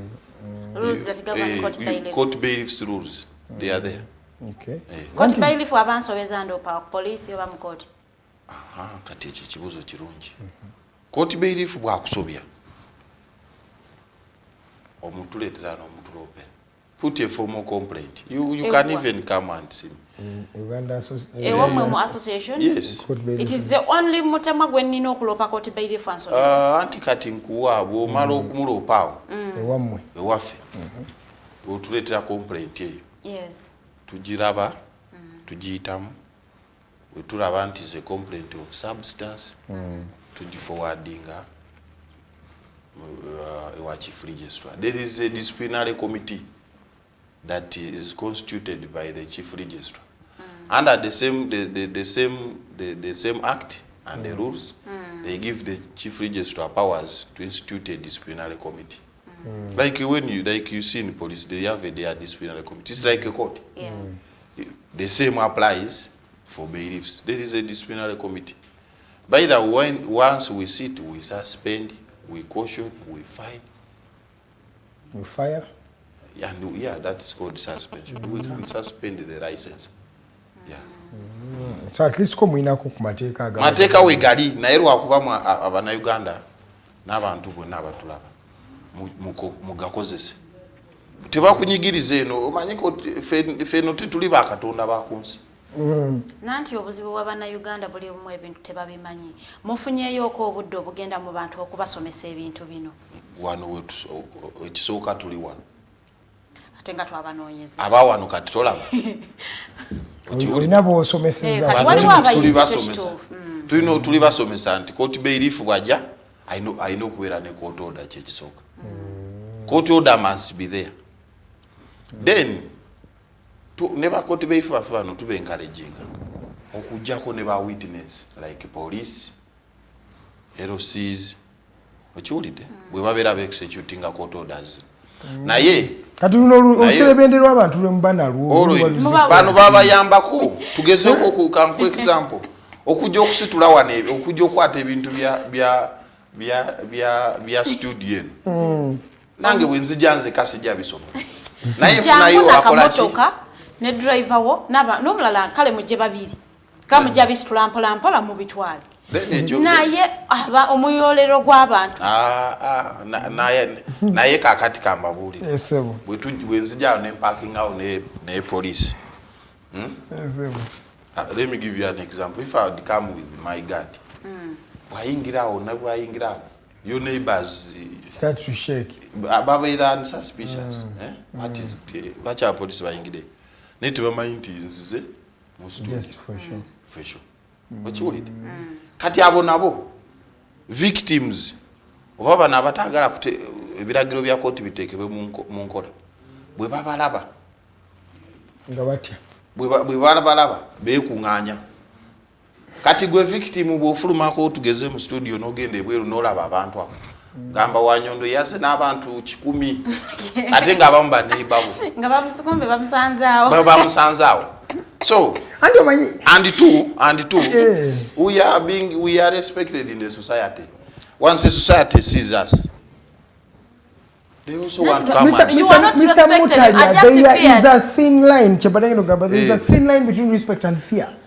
I am telling you, Ugandans are scared of you. Like, have you realized, like, when this people Ugandans, by the way, let me tell you, they love you. These Ugandans, you see, who have ever received the fruits of justice, they love us very much. Justice is relative in this country. If even you, can you tomorrow, if you, I let me say, I help you to disperse justice. To disperse justice on your side, you will be the best. Mr. Mutalya, oftentimes the challenge is with bailiffs and courts. The challenge we have is that you normally, yes, you get justice, but your justice is normally for the people with the resources. Justice is rare in this country. It's rarely given to the poor. That's not true. But by the way, we even do pro bono. Nemukolera bwe. Ebintu n'embitwalira bwerere. Okiraba nga cameraman waffe oyo bw'ajjanga bambi he wants justice n'aŋŋamba omanyi nafuna court order yino sirina sente executinga me in my capacity, yes, being one a leader, being a man of influence, you can say okay, you know there are some things which we can do just they need justice, calling here, and you get justice. I can help him. Let me say in Rukuri is under Machini. Yeah. Give a call to the DPC Machini. Then we come here and we execute his order freely without even paying him. So it's not true that Wanyondo work for the rich, even the poor. By the way, among the cases we do, among the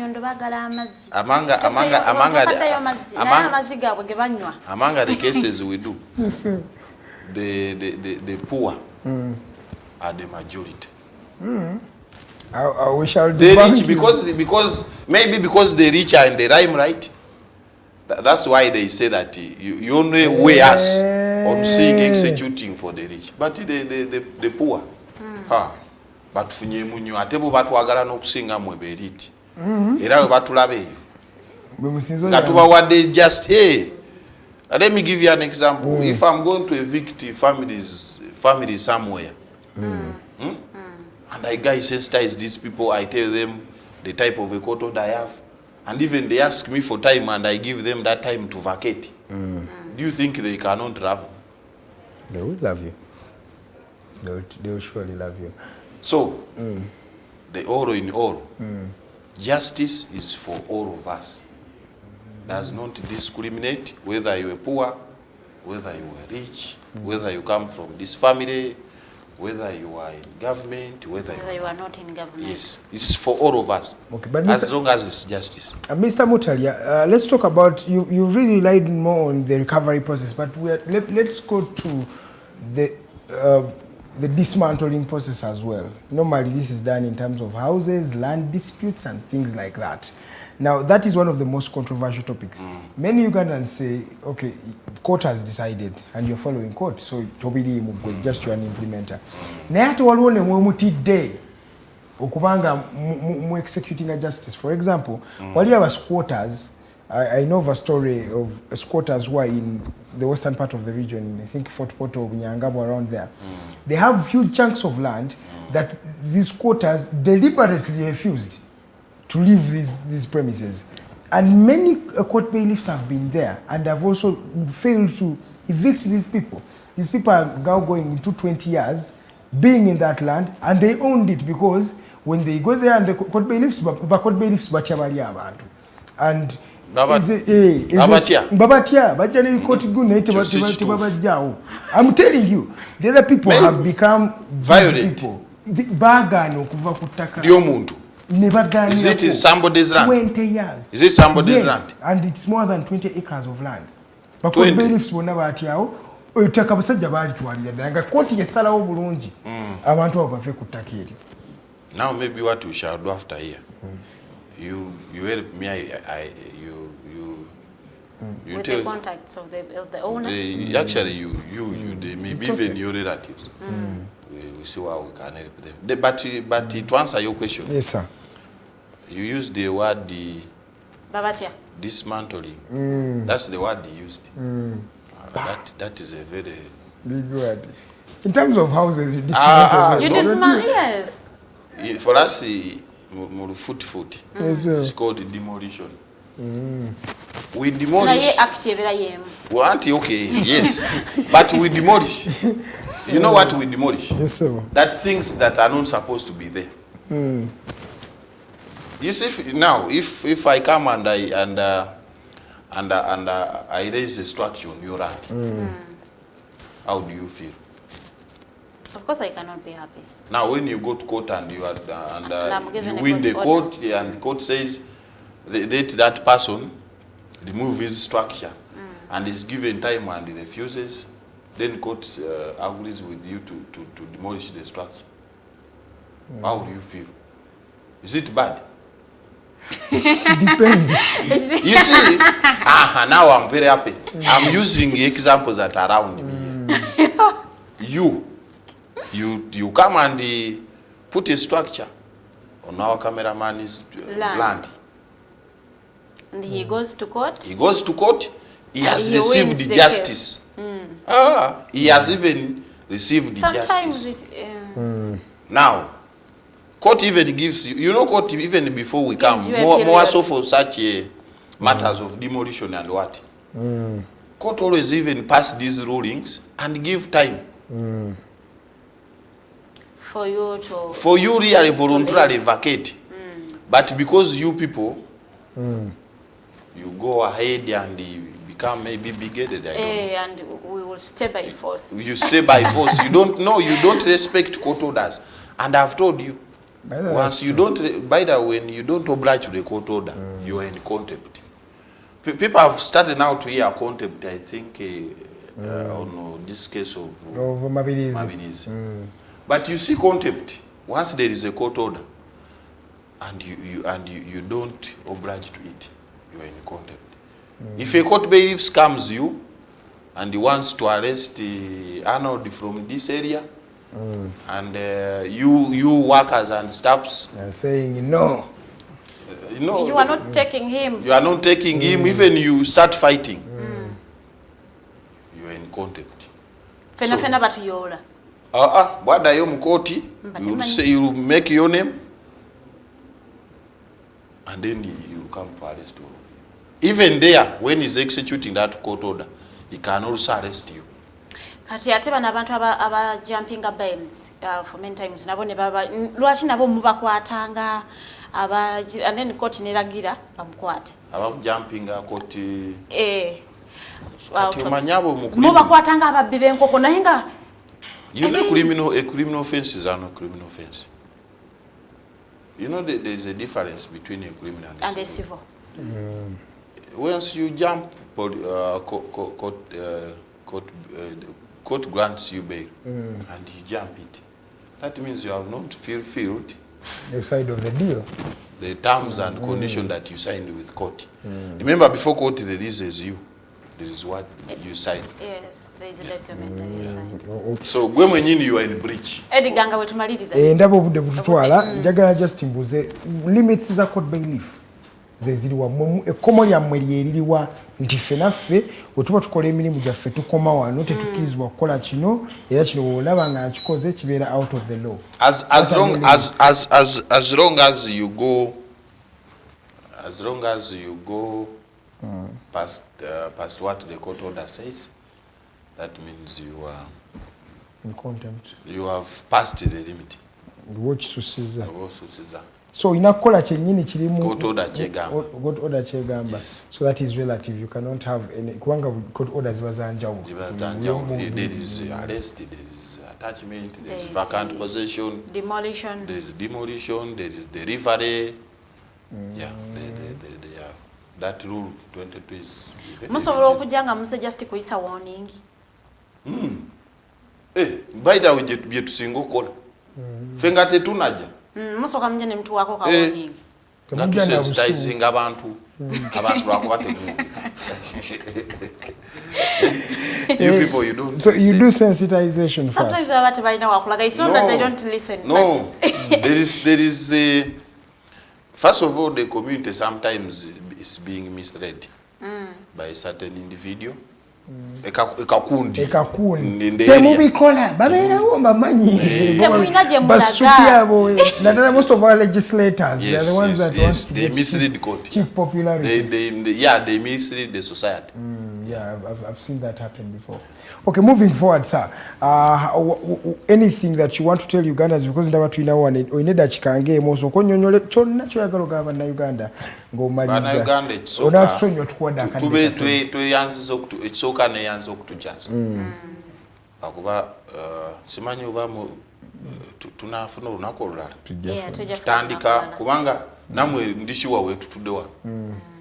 Temuli mbamati. Era kituufu. Tulina ofuna olunaku olulala.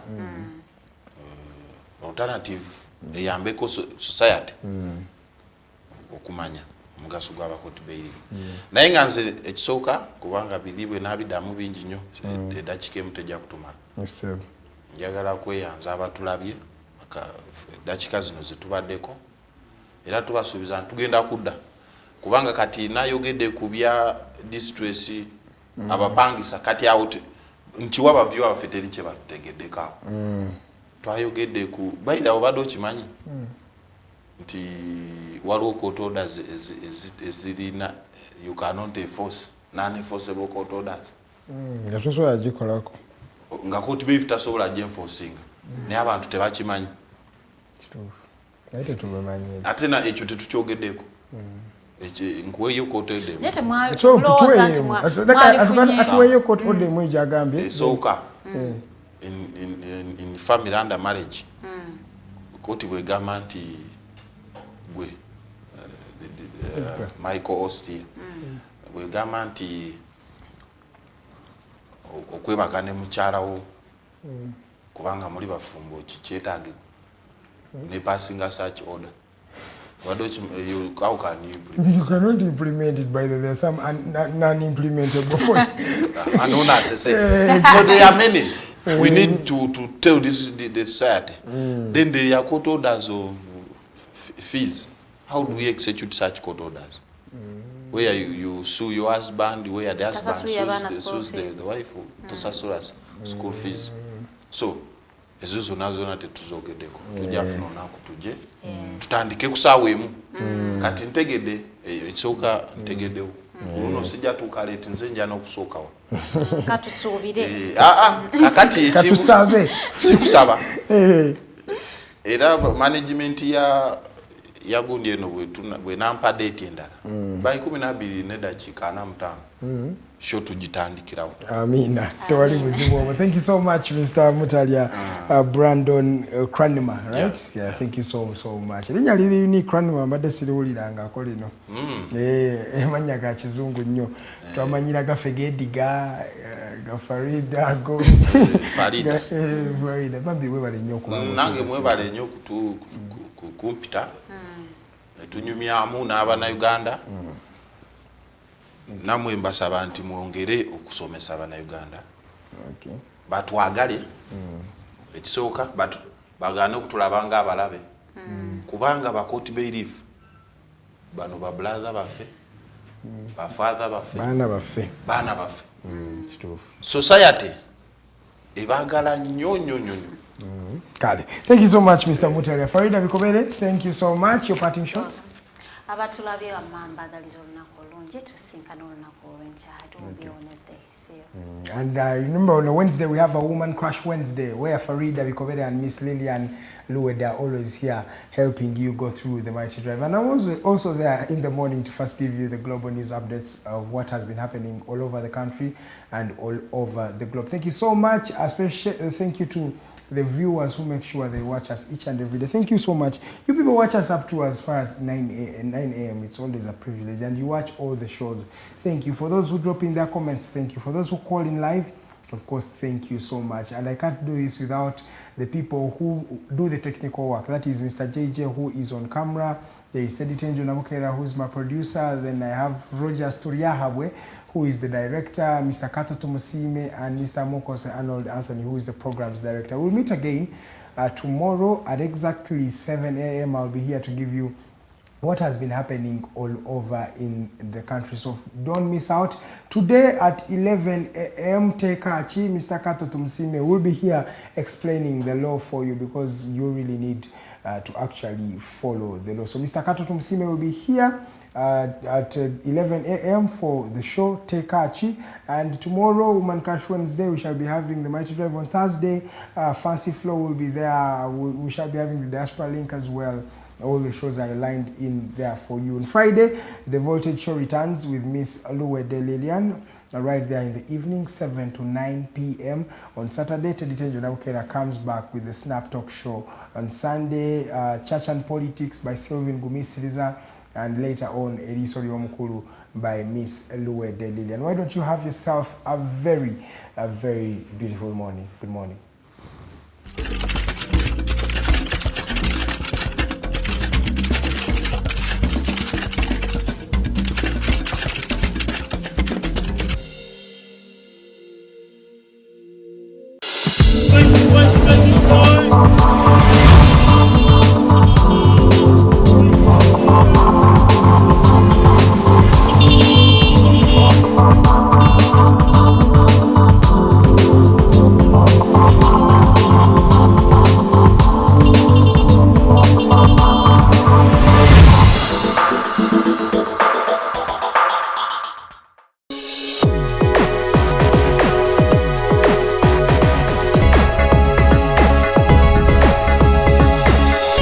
Alternative Digitalk.